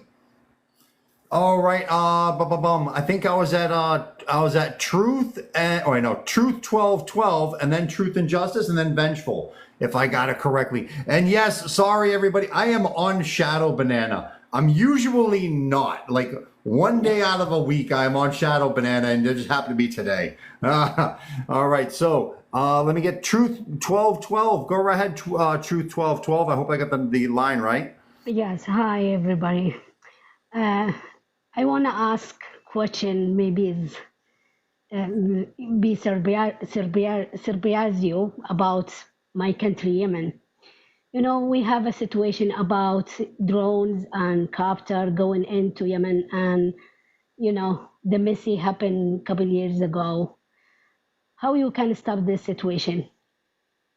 I want to ask you a second question, then I'll be silent. Okay. The second question about politics outside USA. I'm from Yemen, and we have a revolution, spring revolution. We choose people like in Egypt, like in Yemen, and the missing happened after. What do you think about this?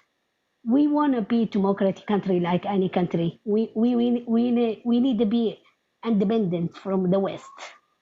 This is what we need. This is a hope for my kids. Thank you so much. So let me answer the second part first. As everybody knows, the United States post World War II and even pre World War II, but really particularly egregiously post World War II, the United States has had a policy of forcing countries to align with us economically. Often it has to do with resource extraction. We have a long history of overthrowing democratically elected leaders in other countries when those leaders, let's just throw out the obvious examples of Mossadegh in Iran, wanted to nationalize the oil for Iran, and BP goes to the United States and say, hey, we don't like this. We want to have that oil, and we end up overthrowing Iran. And you know, all of the quote unquote problems that have been in Iran with, you know, the brutal dictatorship of the Shah, who was installed after the overthrow of Mossadegh, to the Islamic revolution, to, whatever's going on in Iran today, all of this is unintended consequences of our meddling in other nations' affairs. We did the same thing in Chile with Allende, in Guatemala with Arbenz, and on and on and on. And all of this has devastating effects on the local communities in those countries, and it's all about resource extraction and exploitation from multinational corporations. And basically, you know, this is why the corporations love to invest in the United States government, because they know we're going to put our military to work for them around the world to make sure that they have access to resources. We wouldn't have bothered with Afghanistan at all if they weren't mineral rich. I mean, there's a massive mineral extraction taking place in Afghanistan that basically our military went in there to secure for us. There's no doubt in my mind, not to mention, you know, control of pipelines coming from Central Asia down into the Indian Ocean and the Persian Gulf on the other side. So all of this has to do with domination of resources around the world. Yes, we want to make sure that countries can be independently democratic and not be controlled under this Western military hegemony. So I fully support that. We do not have global democracy right now. We have United States, and it's even written into our Pentagon plans. There's a program called Full Spectrum Dominance. You can even Google it, Full Spectrum Dominance, that we intend to dominate every sphere of potential conflict, and that includes economic conflict. So again, devastating consequences for people around the world. And, I would certainly seek to put a stop to that. Now, going back to the first question, specifically Yemen, we got to stop this unholy relationship we have with Saudi Arabia. Saudi Arabia is a brutal, brutal dictatorship. It is oppressive. And, obviously the funding that has been destructive to the Yemeni population has gone right through Saudi Arabia. So I would seek to put a stop to that. And I've been opposed to the Saudi regime for, decades. Excellent question. Excellent answer. Thank you very, very much. Eric, I want to say something, please. Thank you. You answered me. Before I hear your answer, I'm 95 to vote for Jill Stein, but now 100% I'm be voting for her and tell my community. Thank you so much. Thank you very much. All right. Appreciate you, Truth 1212. Now we're on to Truth and Justice. Welcome, Truth and Justice. Go right ahead. Welcome, Truth and Justice. Microphone there you are. Go right ahead. How's it going, Eric? It's been a while. You haven't been on live for a while. Jason, first and foremost, I'd like to say, fair play. You know what I mean? Us and the rest of the world who are looking at America, who was, you might not believe it over there, but the decisions you make over there impact the rest of the world big time. Like, it's a huge impact. It is a huge, unfortunate as it is, it's a massive impact, and most of what you're saying, I agree with, most of it, not all of it. But what I will say is, what I'll ask you is how you get all these Gen Zs, because my platform is to change American public opinion. I'm pro-Palestinian. I have my page to change American public opinion and for the sake of the Palestinians. And I'm on lives with Gen Zs the whole time, and most of them are telling me they don't vote. They don't want to vote. They have no interest in the system. They don't believe it. So how are you going to get all these Gen Zs? Because I'm trying my best. How are you going to get all these Gen Zs on board to vote? Well, I think just getting out on social media where they hang out and speaking the truth as I see it. I'm speaking from the heart here. I'm speaking as a 35-year activist who has always been involved in what I have considered the right side of the issues for justice. And I think that's a lot of what the Gen Zers want to hear right now. Look, brother, I'm here too. I am that person too. I'm telling you, I'm in American chat rooms because I am pro-Palestinian, trying to change American public opinion. That's my platform. I'm going into these chat rooms. They don't get it. I don't know how you're going to fix this, because I think it's something that really needs to be fixed. And I respect you, Shelley, everyone else on here. I do really respect it. I respect what you're doing.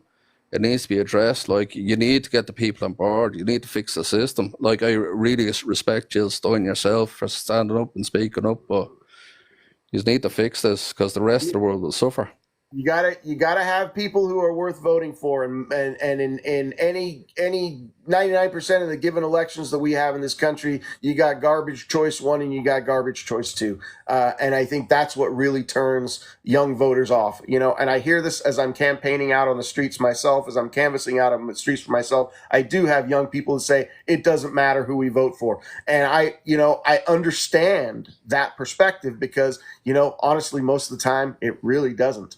And so I think that is it's really incumbent upon, people like myself who have taken up the mantle of, running for Congress these last 3 cycles here. But I would say anybody who has that, I could get up and do this. I could stand up and be an option for people. Please do it and let us know how we can help you do it, because people need better choices and they often don't get them. And that's where the cynicism comes from. Yeah, I agree with you, brother, and I wish you all the best. I really, really do.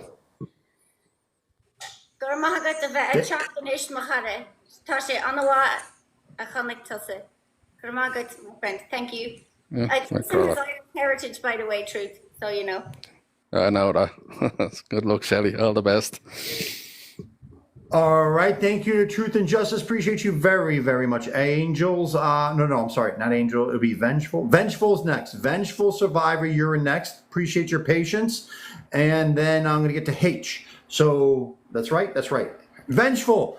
Appreciate you swinging on by. What's up, buddy? Go right ahead. Everybody hit the follow button on Jason Call. Hit the follow button on Vengeful, who also represents Salam and Solidarity, an awesome charity that I've given to quite a few times. So go right ahead, my friends. Amazing, fantastic. First, I just want everyone, please follow Erik. I'm doing the quickest commercial break. Hit that orange heart. I know he's on Shadow Banana. We'd have hundreds and hundreds of people here, so let's get more people to see what Jason Call is saying. I do want to say that, Jason, it's an honor to be here with you, and I really like what you say, your education level and your intersectionality with everything. And I was just with that one truth guy, I think that the problem with Gen Z and the younger generation is because they're educated and they know that you cannot fix this system. Right. The system's running how it's supposed to. It's capitalism, it's white supremacy, it's colonialism. And so I love that you're speaking about these things. And I know that, we're trying to get the youth to vote.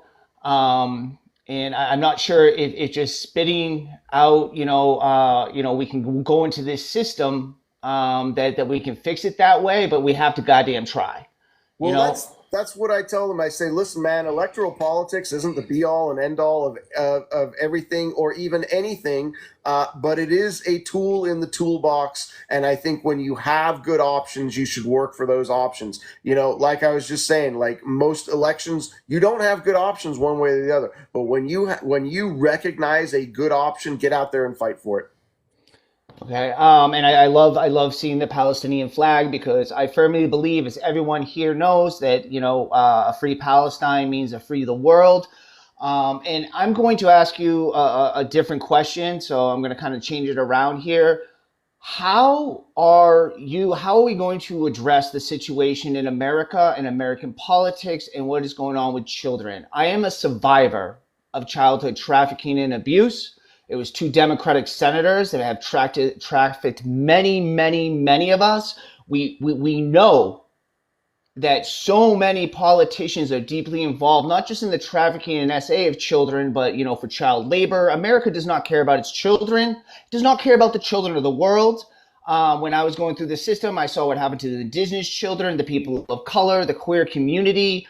How are you going to actually hold these monsters and these people accountable? We have an actual a presidential candidate that we have overwhelming evidence of his relationship with child traffickers, with what he's done to women, and he's still running for it. We know that none of these politicians protect children. So how do we protect our youth here in America and around the world? And how do you address that and actually use the words and hold these people accountable when the law enforcement won't do it, the politicians won't do it? How do we protect children? Because that right now is so important to me and I think everyone else. And I feel like everyone's terrified to speak out and talk about what these horrible people do to our children in this country. It's like we do not care about them, and then we ask them to vote. After we put them through this and we've harmed and hurt them, we ask them to vote for this system. So how do we protect the children? Well, it's much like, people say, well, what would you do in Congress? How are you going to get any of the policies that you want passed? And my response all the time is, I am there to speak truth to power. I am not there to put an issue on my back and solely carry it through. But what I am there to do is every day you speak truth to power and you don't back down. I've always said, in my position as a congressperson, I would be back in my, I do my business in Congress, but I would be back every weekend in my district telling people in this district what is going on. Most politicians on a regular basis, they do not want to engage with their general public because they know they're going to hit with this, that, and the other. Why isn't this happening? Why isn't that happening? Most politicians are cowards. And, they are absolute cowards. And if I have gone through what I have gone through, to do what I am doing right now, and I don't want to say, but I'm fighting the establishment. And so, they're going to call me all sorts of names. They're going to try and drag me through the mud. I don't care about any of that. I know what my principles are. And I am there when I have that microphone in Congress. I'm going to speak truth to power every single moment that I am on the floor, even if, well, you're not going to get anything done. No, what I will get done is I will talk truth the entire time. And sometimes that's more important than saying, oh, I passed this, that, or the other people. So it's a matter of an awakening, waking people up. And that's what I'm there for. So, the things that you are talking about with child trafficking in various forms and not supporting children in various forms. I was a high school teacher for almost 20 years. I always said I was constantly, quote unquote, in trouble with administration. Not for anything, I was a great teacher. My students loved me. My students learned from me. My students respected me because they felt that I was honest with them all the time. My fights within the educational system were with the administration. You are doing things that are hurting my children. Me going down to Olympia and speaking out in front of the House Education Committee, me going to my school board meetings and speaking out. I have got research here that you are ignoring. You are implementing programs that are hurting my children. I have no fear of anything like that. I mean, I got pushed out of education because I was a pain in the ass to administration. I would like nothing more, forget this whole political game. I would like nothing more to be back in the classroom teaching my students and knowing I'm having a positive impact on them every single day. But the system is in many ways completely unmanageable to that goal. So I'm out of it now, and I'm doing this, looking for an avenue to get a platform and a microphone so I can go back to speaking those issues where they will make a difference. So, somebody brings me the evidence that, here, evidence of child trafficking. Get it to me. I will be out there on the floor and I will be talking about it publicly. Protecting, of course, the children while doing it, but saying, here are the monsters. Like you said, these people are monsters. How can these people who are supporting a genocide in Gaza and seeing body parts of children daily, how can you not be a monster? How can you not be a monster? So it's not at all surprising to me to hear stories like you are saying about people who are in those positions of power, because I swear to God, they're 98% monsters. Okay, can I real quickly to the audience, I want you guys to clip this. I want you to understand this is the way we need people and politicians and leaders to speak out about these things and not be afraid, and how difficult it is. So everyone follow Jason Call, follow Erik Warsaw, follow Jill Stein, and everyone, guys. Listen, it starts somewhere. Everyone knows me here that I'm about systemic change. But when you find people like this that are brave enough to speak about these things and are so articulate and educated, it's important that we actually support them. So as always, like I say, free Palestine means free the world. Thank you for the time, Jason. Thank you for the time, Erik. I love you guys all. Absolutely. Hell yeah, vengeful. I think in some states it's a lot worse than in other states. Like in me and you from Massachusetts, right? So in our state it's insane, but in other states, I think they actually prosecute those who go after children for pleasure. It's all full of buzzwords, so excuse me having to use replacement words. They're sick and they are monsters, and sadly in Massachusetts they are treated as like misdemeanors. I mean, it's no matter how crazy insane the accusation, it's treated like a misdemeanor in Massachusetts, and that is psychotically bad. I'm not sure how it is up in your side of the country, Jason. Call on our side. Honestly, I don't hear a lot about it here in this area. Don't worry, I'll send you all the evidence about what's going on there. Yeah, listen, that's what I do. Oh my God, it is insanely it's like a misdemeanor. We have more. This is an actual number. We have more registered sex offenders than square miles in Massachusetts. Wow. That's not even an exaggeration. Yeah, because we don't hold them accountable. But listen, Jason Call, he wants to hold them accountable. He wants to educate them. Damn right. Yeah. And it's amazing. It's amazing to me that you hear like a cop ring got busted. And these cops are all doing this too. These people who are supposed to be out there, quote unquote, protecting and serving in the community, and they're doing the trafficking also. And they're You know? protecting the politicians and the leaders that are doing it also. Yeah, I hear those stories and I'm like, how does this even happen? How does this? I find it. Obviously it's demented, but I don't cognitively even understand it. I don't understand it at all. All I just know is like it's sick and monstrous. And you got to put a stop to it. Thank you for your time. Absolutely.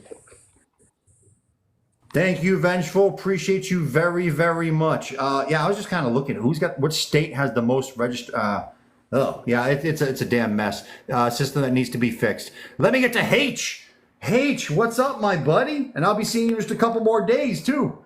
Absolutely, bro. And that's what I thought I'd come and say because I know you don't do enough. You don't plug yourself enough. Hi, Jason. How you doing? I'm British, I'm so doing well. Thank you. I don't know much about your guys' politics other than I know you like us. You're just going to replace shit with shit, to be honest. And that's the way it works, unfortunately. And a lot of these officials are actually paid by the Zionist entities themselves behind bars. But we've got three parties here.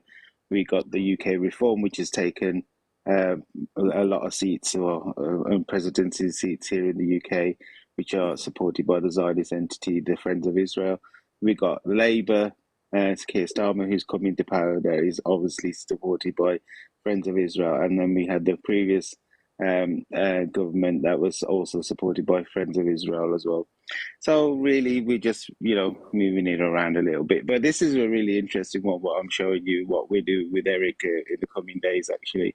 We're trying to invoke Article 6, which basically is something to do with the United Nations. So a nation or a country that has persistently violated the UN Charter, we are allowed to then invoke Article 6, which allows us to then remove that that country from the United Nations.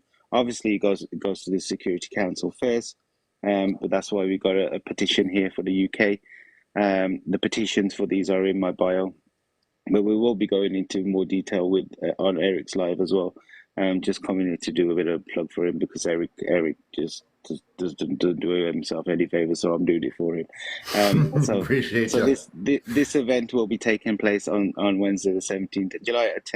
I think it's 11 a.m. at your time, Erik, and 11 a.m. for me. Yep. 4 o'clock for my time, and 11 p.m. Asia time. So basically, we're going to be going through this in a lot more detail. There'll be a guest star, Shahid Bolson will be here. We're very well renowned in the community. He's well-spoken, articulate gentleman, and very informed on this topic as well. So if you do have any questions, be prepared to ask him. We'll be going into it in much detail, and the whole Article 6 team will be here as well, going through exactly what invoking Article 6 looks like and how it works, and the process that goes through it as well. And that's and talking about it.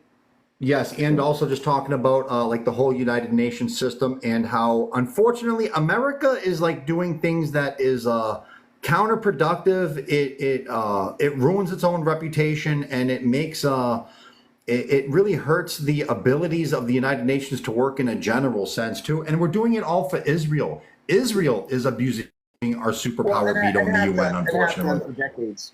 Have done for decades. Yeah, it's crazy. It's like we're destroying something that's not even for our own benefit. It's for somebody else's benefit. Well, since the inception of the United Nations, the United States has used 70% of its veto power in support of the state of Israel. I mean, it's not bringing you anything. It's not benefiting America Absurd. Anyway, Yes. and you're just throwing money at this Zionist entity, in all fairness. So, yeah. So, if you can come along, please do on Wednesday, the 17th of July, on Erik's live. I grew up in England, by the way. I grew up in Suffolk. I was there from 72 to 82 when I was a year old, and moved over to the States when I was 11. My mother was British. So I'm a Midlands guy, so okay. I'm bang in the middle. Well, I was there. I was there in 78 when Ipswich, which was my local town, won the FA Cup with Bobby Robson. Oh wow, I'm a Wolves guy.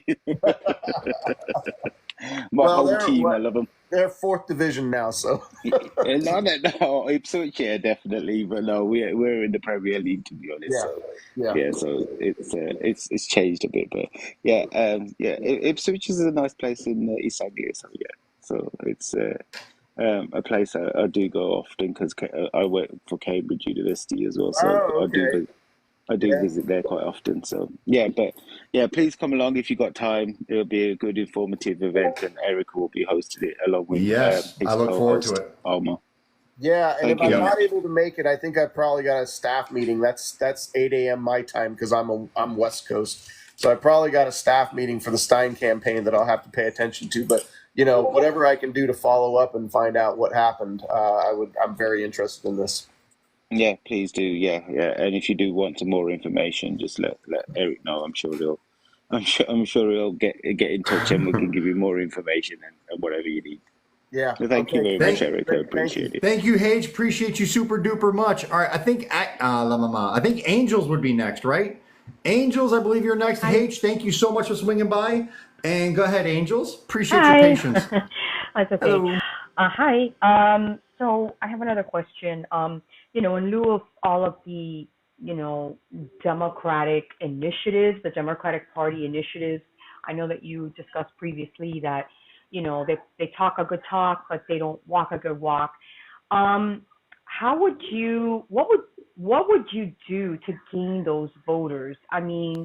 We're talking about a lot of, topics that are very meaningful to the party, that have been, in the news, that have been, through the Supreme Court.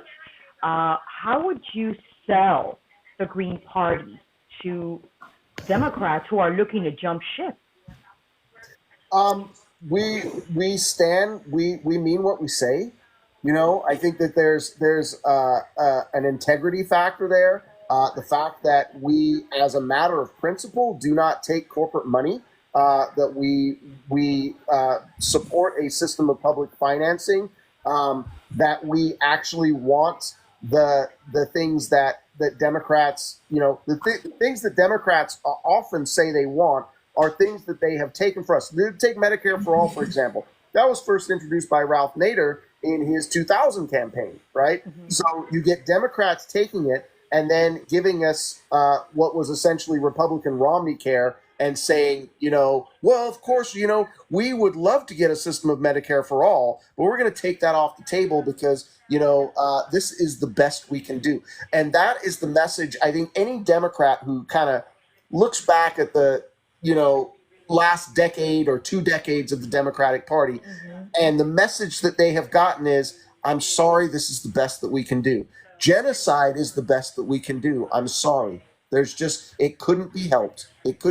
It's almost like, am I allowed to use the word mafia? I know mafia has like No, negative you can use connotations, it. You can use it. but it is that, I think back to Goodfellas and they go, there wasn't nothing that we could do, there was just, that kind of thing. It's like, don't you realize the bait and switch that the Democrats are doing on you? Now you've got to analyze why that is the case. Well, because they're not working for you, they're working for their donors.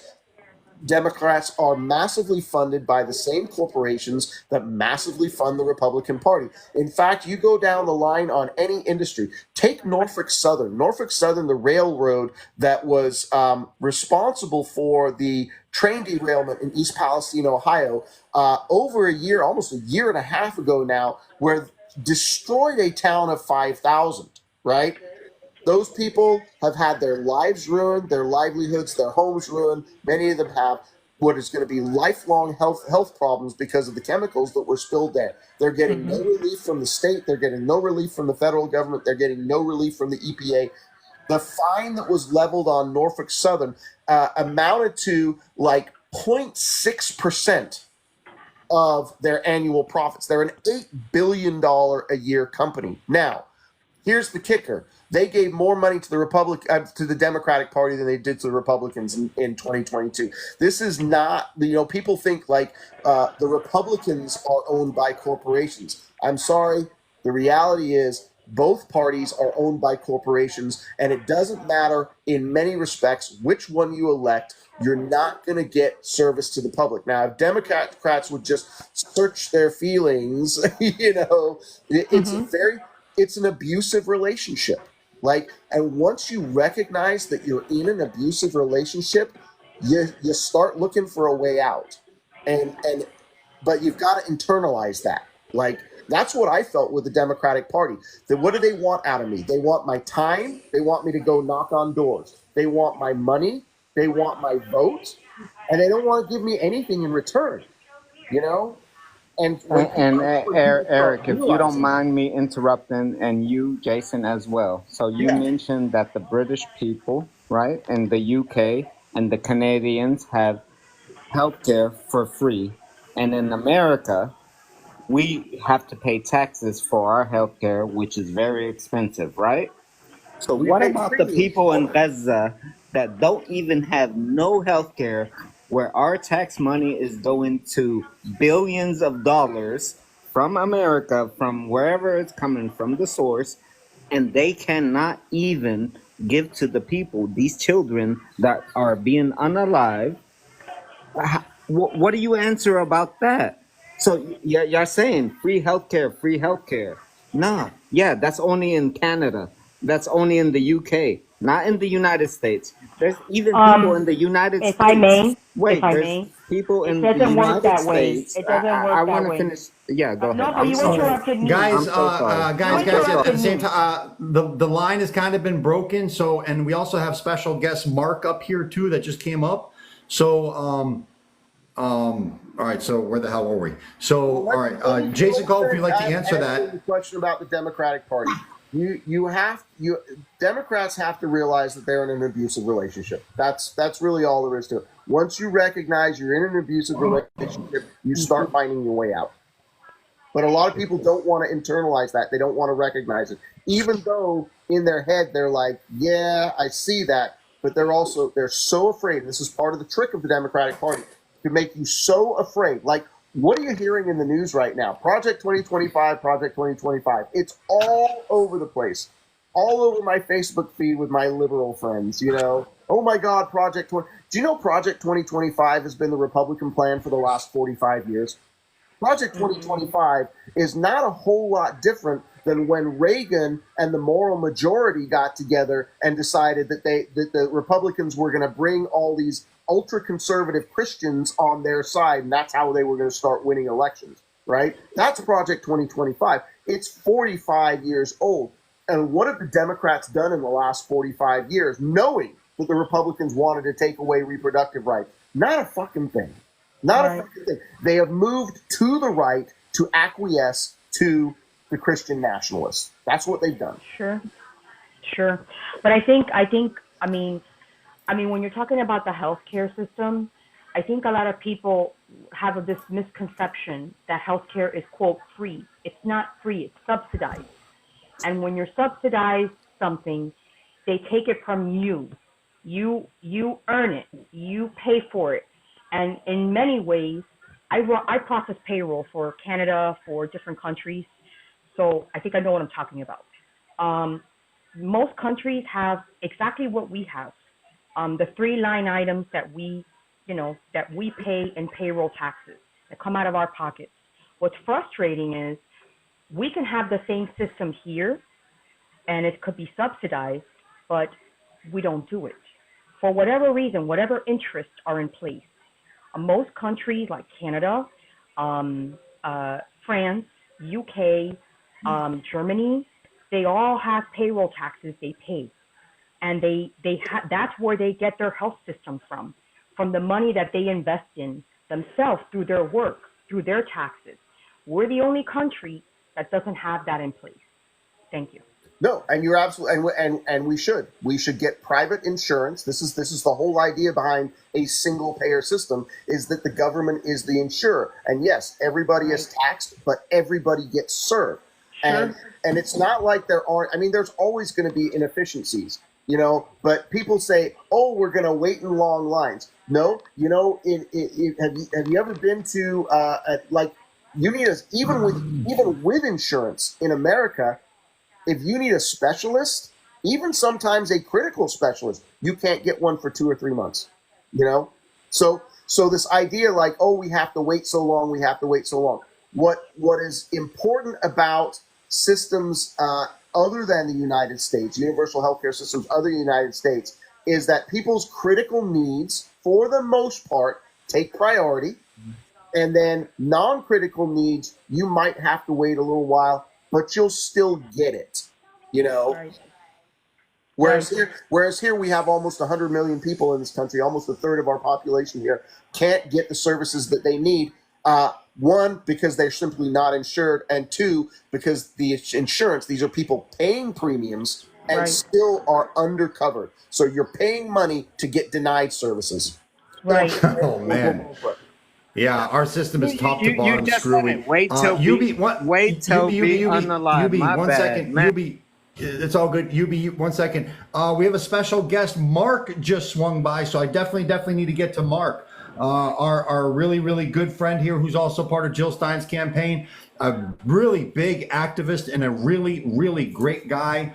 He's an activist on so many fronts. He's pro Pally. He's pro everything. So Mark, welcome to the show. Go right ahead, Mark. Thank you so much, Eric. I really appreciate it. The special guest is right in the middle here, Jason. I can't thank Jason enough for everything he's been doing. Day and night, you see him on the road. I don't know how he's just sitting right now for 5 minutes without doing something, but we really appreciate it. This discussion is great, it's amazing, it's enlightening a lot of people. And just to add on top of what Jill Stein has been doing, she's not only advocate for Palestine and for peace or for almost what every American is looking for.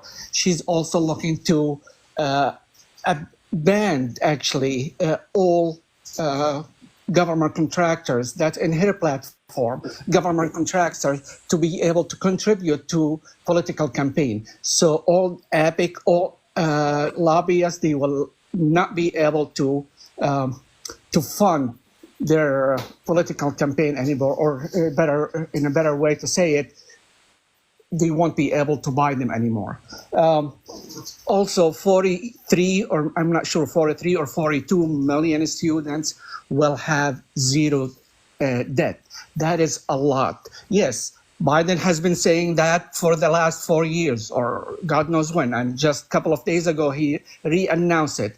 This is just a political game, just for the election. Wait until he get kicked out because he will not win, and then everything will be forgotten.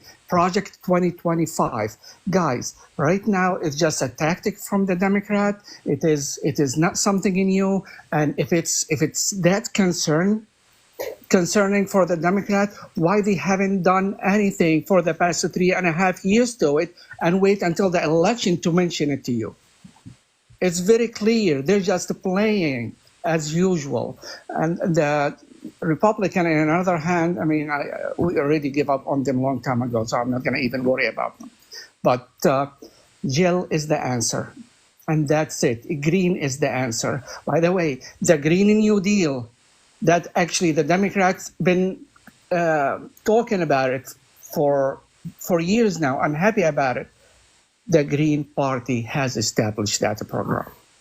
And the as Mark well knows here, and it's great to hear your voice, Mark. And Mark's very humble, but Mark does an amazing amount of work himself. He is always available to help us network with people across the country. And so, Mark, you're an inspiration to me also. But to say the Green New Deal is something that the Democratic Party took from the Green Party and watered it down. They watered it down so that it would be palatable to their corporate owners. I don't believe that there is anywhere in the Green New Deal that the Democrats are espousing, and this is the progressive Democrats also, because you won't get the establishment Democrats to support the Green New Deal, but the progressive Democrats, there isn't even anything in there that says we got to get off fossil fuels. Which is the number one thing we need to do in order to at least take steps towards solving this looming climate disaster that we've got in front of us. So that's, yeah. Anyway, it has to fit their own narrative. I mean, that's the way it is. I mean, Justice Slaughter, like they're acting like progressive, but when it comes to human life, they are the last people actually to even consider being progressive. They're just like behind the scene. And just, there is so much we can learn from the Green Party. Go to Jill Stein, JillStein2024.com, look at her platform. While you're there, just to throw $25 or whatever you can do it, but check the platform. It is very, very important. You learn a lot. And the nice thing about everybody in Dr. Jill Stein's campaign, they're all reachable. They're all just like you and me. This is actually, they are so humble. They are so down to earth. And the second you connect with them, you feel that you already know them for years. They already know a lot history about Palestine more than I do. And I'm from Gaza. So that's something tells you it is not a trend like everybody else right now, playing Palestine and Gaza as a trend. They are the real deal. And we have to back them. And that's the only way for it. I do want to back up what Mark has been saying there. I will say for myself, I've been marching for Palestinian rights for almost 20 years, and I know Jill has been doing the same. Before it was the cool thing to do, we have been there knowing the injustice and working to resolve it, for whatever, limited amount of power we had, back then. And I'm thankful that we have much more presence and influence to impact the conversation now. But we have been there in recognition and taking whatever actions we could for 20 years. Absolutely. Thank you so much, Jason and Erik and everybody who's been working to speak up on my people's behalf, basically. I really appreciate it. Mark, listen, everybody, I gotta say this really quick about Mark. Mark has been doing a lot of work, like connecting people. Mark connected us with Jill Stein, and he's connected a lot of people, and he's really brought a whole bunch of this movement together and added structure to the movement and helped a lot of people out. So Mark, I super duper personally appreciate you, and I'm mentioning also everybody else appreciates you too. Your work has not gone unnoticed. When we do win, when you have the whole world on your side, victory is inevitable. When we do win, you are going to have a high seat in things, and we super appreciate you, my friend. The only seat I want is the White House for Jill Stein. That is the only thing. You are super humble. You are way too damn nice, isn't he, Jason? Call like this dude is way too nice. I tell him this on a weekly basis. Mark, you are so humble. But I want Mark to know that we all recognize the work that he does for us, and it's incredible. So thank you. Yeah. No, Mark will not be forgotten. When victory is after victory, he will not be forgotten in this. Thank you very much. Everybody, please hit the follow button on Mark. Please hit the follow button on Jason Call. Appreciate both of you very much. Sadly today it's one of those days we got hit on Shadow Banana. I don't even know why. We usually have chat rooms twice as big as this at the very least. Young Zell is here. Thank you, Young Zell. What's up, buddy? So let me get to, all right, so who hasn't spoken yet? Let me get to UB. Triple H, I see you. UB, and then Young Zell. UB, go right ahead, my friend. Appreciate your patience. Go right ahead. Thank you. I already said it to Jason and everybody. I don't understand the healthcare system. That's what I was ranting about earlier.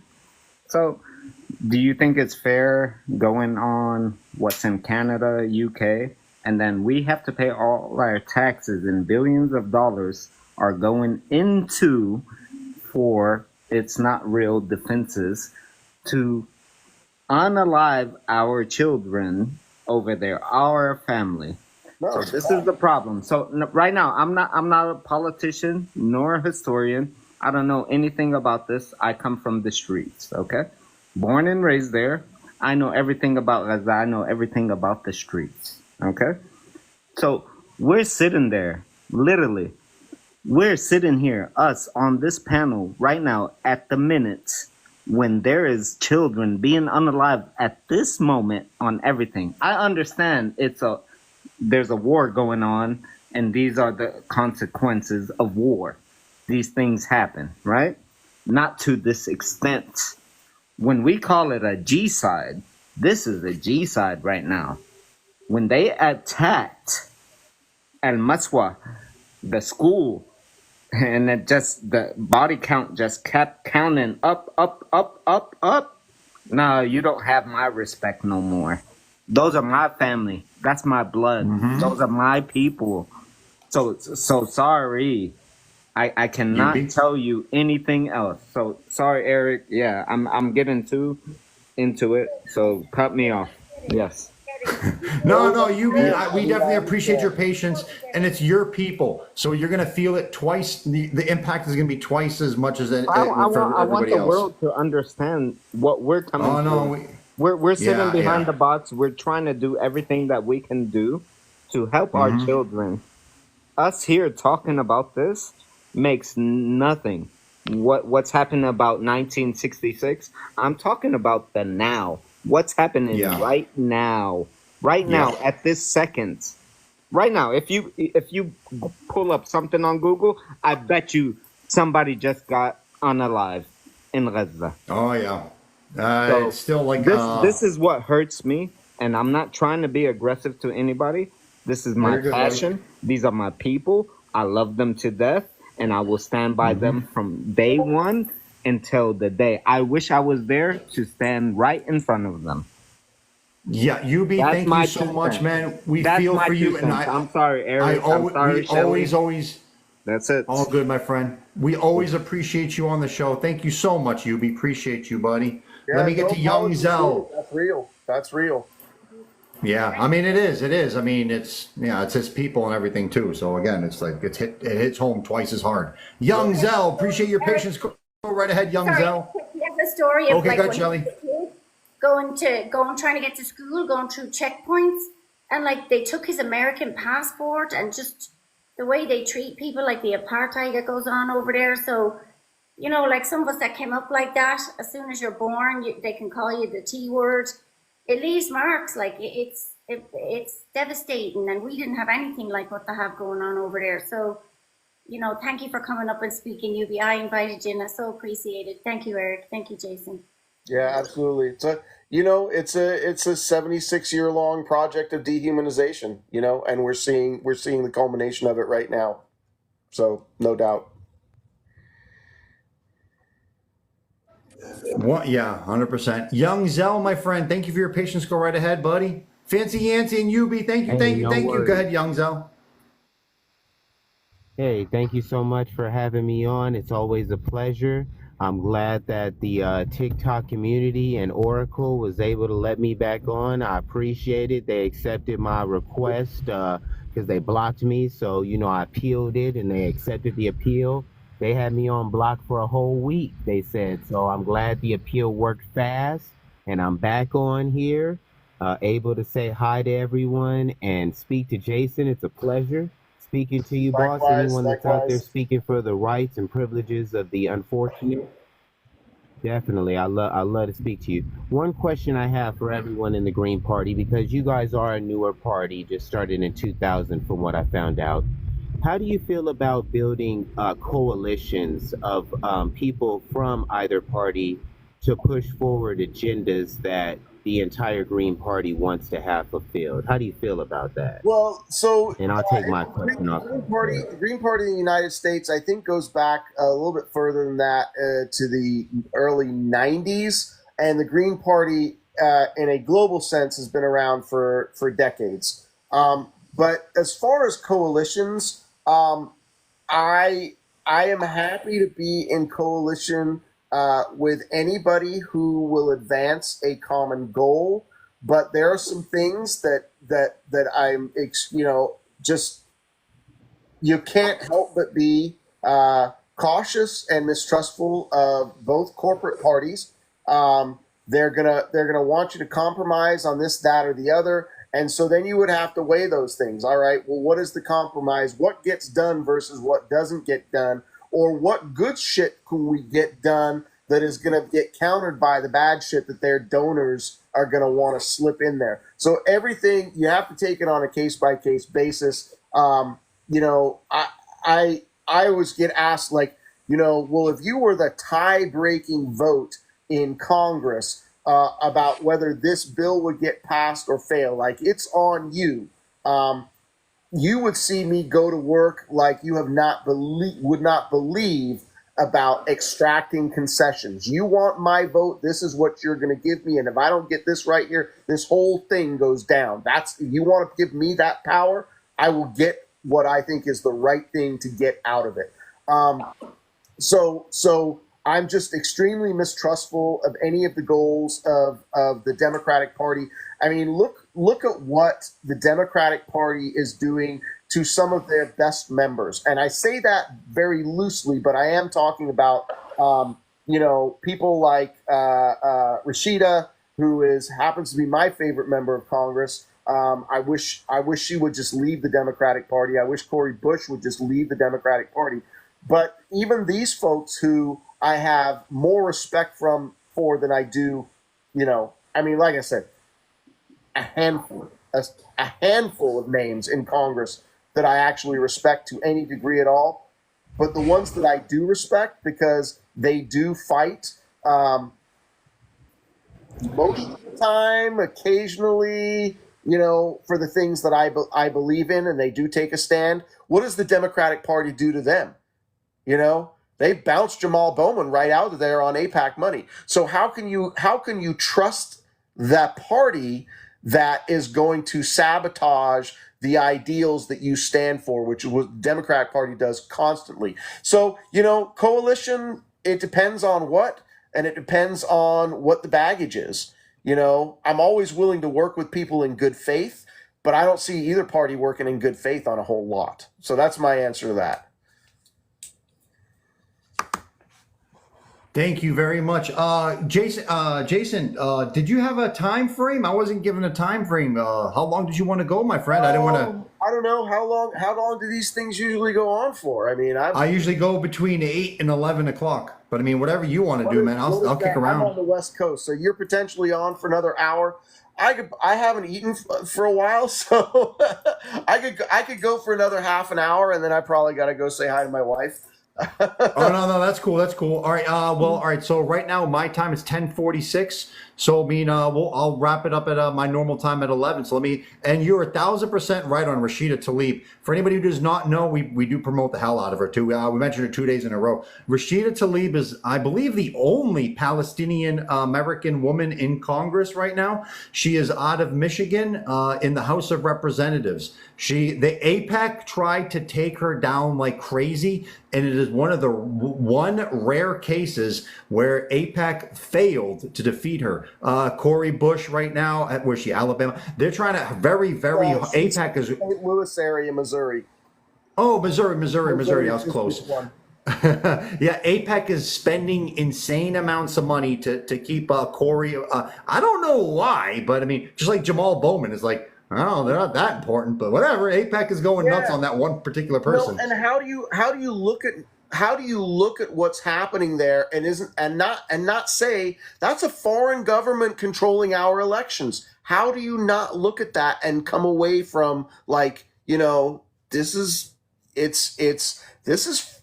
foreign subversion of our It's exactly what it is. It's foreign subversion.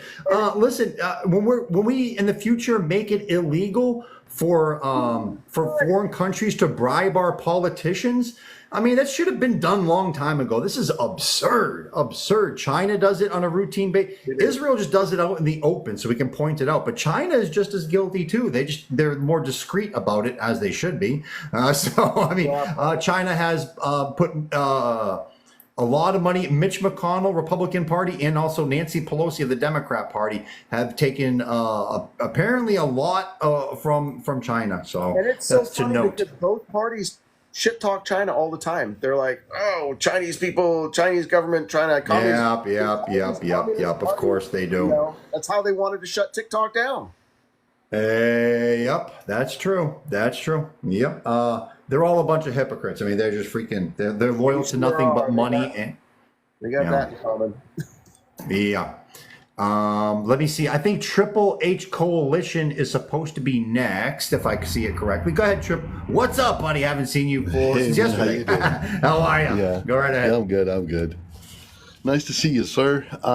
I actually asked this question yesterday, and I'm going to just start with this because I remember back when George Bush Jr., both times they had to recount. I don't trust the way they count. I don't trust that they didn't know how to count. That's where I have a huge problem with, right? Assuming that Jill Stein does not win, is there a plan B? What do we do? Well, we gotta keep building solidarity. We gotta get, as we're on the campaign trail here around the country, we are networking with a lot of groups who are recognizing that they need to come into their own political power. I say this weekend in Milwaukee. So the RNC was today, and we had a bunch of people protesting. But the people who were protesting there, local to the Milwaukee area, they have organized. These are people who are ex-felons, formerly incarcerated individuals who have been marginalized by the system and faced all the difficulties that people have faced in America when you get out of the slam and you're trying to make it on your own. And they have formed a coalition that is dedicated to nonviolence and taking political power, like realizing that we've got to be involved as a community amongst ourselves, and we've got to reach out, we've got to help our youth recognize how we can be more positively involved in our own futures. And that doesn't mean like acquiescing, that doesn't mean like go along to get along in the system, but by recognizing our political power. And we're finding that these coalitions are forming all over the country right now. They're happening in the Arab American community like crazy, like you wouldn't believe. The Arab American community is coming together to stand up, obviously around the genocide, but, well, God, I said the word, sorry, obviously around what's going on in Gaza, but for other issues as well. They're like, okay, we've got to take control of our power here. And so I think beyond this election, you're going to see all sorts of these community groups coming together and organizing. It's a very tough thing to mobilize people very quickly. And November is very quickly. But when we're thinking about more long term, there's definitely a pathway to be bringing a lot of people together, working class communities, marginalized communities, various demographics who have beef with the way this country operates. And the only way to get over is to be in solidarity and to be unified about taking down the empire. I mean, that's what we're talking about. Let's just be frank. We are talking about the United States. I understand it. You need to turn it into a movement, like a whole revolution, really. Yep. At the end, right? Yep. Non-armed as they'd like to have it. But my question that also came to mind is, how do you know if the elections were actually counted properly? Well, Like, you're talking about electronic voting machines, which is something Yes, that I've been on. that's So keep I've breaking been down. on this. I've been on this since George Bush stole the election in 2004 in Ohio on the voting machines in Ohio, because Ohio was the pivotal state for Bush in his second election. And I have a whole thick volume of evidence from Bob Fitrakis and Harvey Wasserman, wrote a massive book, How George Bush Stole the 2004 Election. He had his Secretary of State in Ohio, Kenneth Blackwell. These Diebold machines and ESS machines and Sequoia machines that don't have open source code, so they can bury whatever hack inside these electronic machines. They've been shown to be manipulable from the outside. So who knows? I'm not a tech guy, but what I do know is I've been in enough communication with the people who do understand how these things work to say, yes, electronic voting machines are not secure. They are not safe. We should not be running our democracy on electronic voting machines. So if you want, we're going. I'm glad you recognize it, because sometimes I say this to some people that think I'm absolutely crazy. I say it all the damn time too. I mean, listen, you don't even have to be a technical expert to see some of the to see some of these elections and smell something fishy. Yeah. I mean, when APAC, after Jamal Bowman's loss in New York, APAC bragged that they had 90 out of 90 of their candidates won. Nobody picks 90 out of 90, 100% success rate in picking politicians. That's statistically impossible. I mean, I smell shenanigans all over the place, and I think it's beyond more than just dumping infinity money into these elections. I think there's something extra too. So yeah, I see it. I smell it. Triple H, thank you so much. Everybody, please hit the follow button on Jason Call and Triple H. And anything else you wanted to add, Alan? No, it's a pleasure to meet you, and thanks for the answer. Yeah, absolutely. Good luck, man. I'm aware of what's going on. All right. Thank you, Triple H. Let me see. I think Mamoon was next, and then Freedom, if I got it correct. Mamoon, go right ahead. Appreciate you. I just want to say how happy I am and so excited for having you guys. I mean, you guys are awesome, wonderful. You don't understand how much like strength you guys give us when we talk about all these subjects and everything. I don't know, Shelly, you, Eric, you guys are beautiful people. I just have one question: is that how long are we gonna have like the Zios? Like, are they fading? Is it gonna be still a long time for them to keep in control of this world? I mean, I don't know how to say it in a good word, but enough is enough. That's it. It is enough, and world opinion is changing. I mean, what is happening right now is so over the top. It's so over the top, and I think once you cross that line, you're now on the decline. But I'm not going to lie and say I think it's going to be anytime soon. But I think people have woken up to it, and I think people are going to now work in the direction of undoing that influence. But I don't think it's going to be easy, and I don't think it's going to be quick. I'm thinking like the next generations. I think that's the ones that are going to be like strong for it. They're gonna, say that we know what you're about, more mean or less. Yep. And it's another, the propaganda around Zionism is not unlike the propaganda around socialism that was force-fed into older generations after, like throughout the Cold War. And all of a sudden the Soviets were our enemies, and communists and socialists and people who are, 10, 20 years older than me, like the word socialism is a triggering word for them. They're like, oh my God, now I'm thinking about nuclear war. And I remember when we had to climb under our desks because the Soviets were going to bomb us. And, and I think for people, Zionism is that same way, in that Israel has always been our friend, right? And we've always been like, you can't criticize, and they're really stuck in that mode. And in the same way that younger generations are no longer propagandized about socialism, they are also no longer propagandized about Zionism. But, it's going to take some generations to pass. I'm going to say that's very well said. That's very well put in place. I mean, yep, it's about time. I mean, I'm so happy to see that the whole world is waking up to it. Everybody is knowing what's going on. I mean, we've known this since we were like little kids, but we could never talk about it. We could never say anything about it. We were always quiet. You know what I'm saying? Keep it on the low. But now, I mean, it's all in the open. I just to that point, my first college degree was a political science degree. I had political science, 1994, University of Washington. And I did a lot of study of Western European democracy and the Middle East. And what my takeaway from all of the reading and study that I did was like, what the hell is going on here? This is not right.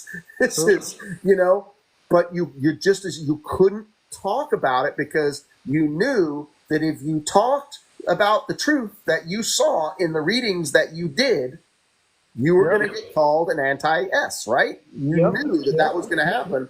And there was such a stigma behind people hurling that, like, no, I'm not. I'm just saying what I'm seeing what it. I'm seeing. You Yeah, know? exactly. Not just listening to what I'm But you seeing. know that. But you know that's been the trick. You know that has been the Zionist trick.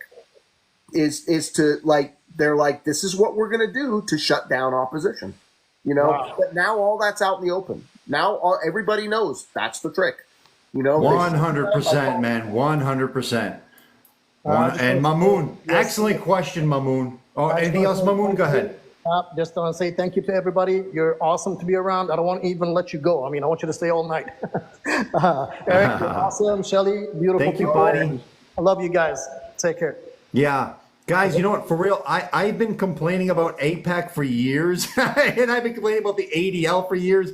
And like right after, I've been running this show since October 8th, and I found it really refreshing where I was like, man, I'm just going to say the stuff out in the open, and it had lots and lots of traction because, yeah, people would, you'd be scared of the labels, and you would also, there's a lot of people think, oh, that's conspiracy theory stuff. It's not a conspiracy theory when APAC has their own freaking website and I show it on the damn screen. So yeah, otherwise, yeah, it would be an excellent conspiracy theory, but they brag about it online. So Freedom 77, all right, microphone request, white box pop. There you go. Welcome, Freedom. Go ahead. Hey, to your point, Jason, about the older generation, you're right about that. I was in a very unique position because my parents were what were called bohemians back in the day, which kind of meant beatniks, which means we were socialists. And I have literally been an activist since I was 6 years old. But what really did it for me, of course, we've all been what are we going to do? What are we going to do? Third party, blah, blah, blah. Trump bad, Biden worse. I mean, you know what? I started reading about Jill Stein, and I loved it. But I kept on thinking, how will this work? How will it work in our present system, which is completely effed up? It needs gerrymandering needs to go, lobbying needs to go. I mean, there's so much that needs to be revamped. But I spend my days talking to every single one of my followers, new followers, making videos for them, trying to get them exposure, and because I'm 70 years old and I live on Social Security, so I can only donate a little bit here and there, but I can certainly promote the heck out of anybody that comes to my page. And I will do that. And thank you so much for being here, for explaining all my dumb questions. And, and Erik, thank you for your support as always. Always. And thank you to all the people that follow me. I love you all, each and every one of you. So have a great night. All right, you guys, take it easy. Yes, thank you. All right, Jason Call, final words, my friend. Check out my website. My primary is August 6th. Please donate to me if you are so inspired to do so. Callforcongress.com. Very easy to find on my website.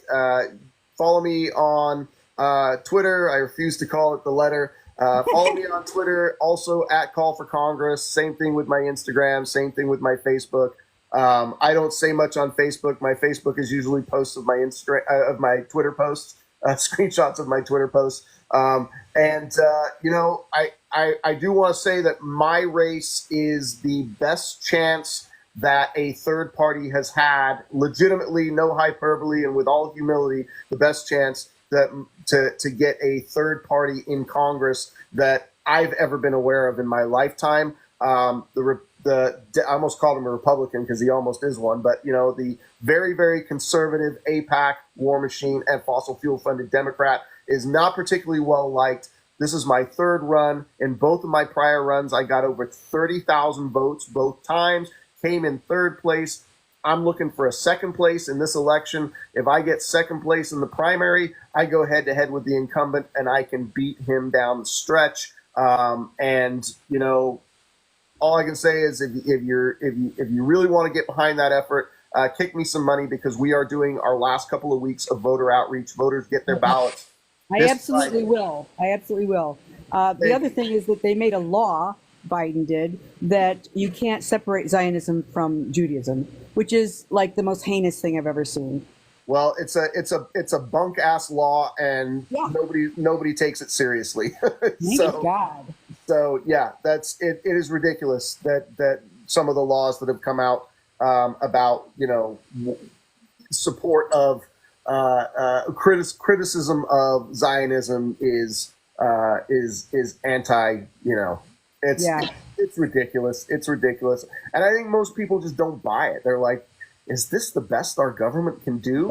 We got people, we got homeless people, we got people who don't have health care. We got veterans. We're on the verge of nuclear war on potentially 3 fronts right now, and this is the shit you're coming up with? Yeah. Well, they also made a law against boycotting. I'm like, oh, how are you going to prove that? Yeah. Well, I'm gonna do it anyway. Yeah, exactly. Yep. Freedom. Thank you so much, Freedom. And appreciate you so much, Jason Call. Everybody, once again, please hit the follow button on him. And I'm going to donate too right after the show, man. I'll put my 2 cents in. I definitely appreciate you. And everybody, the link to his website is in his profile. So hit the Second District, Washington State, 2nd District. And I mean, you go beyond just your district, man. You're all over social media and you do a lot of other things. So you're helping to promote the overall cause. And I hope at the very least you win in your district in Washington. So Thank Washington State. So super duper appreciate you, my friend. We will bring the heat when we win. Yes.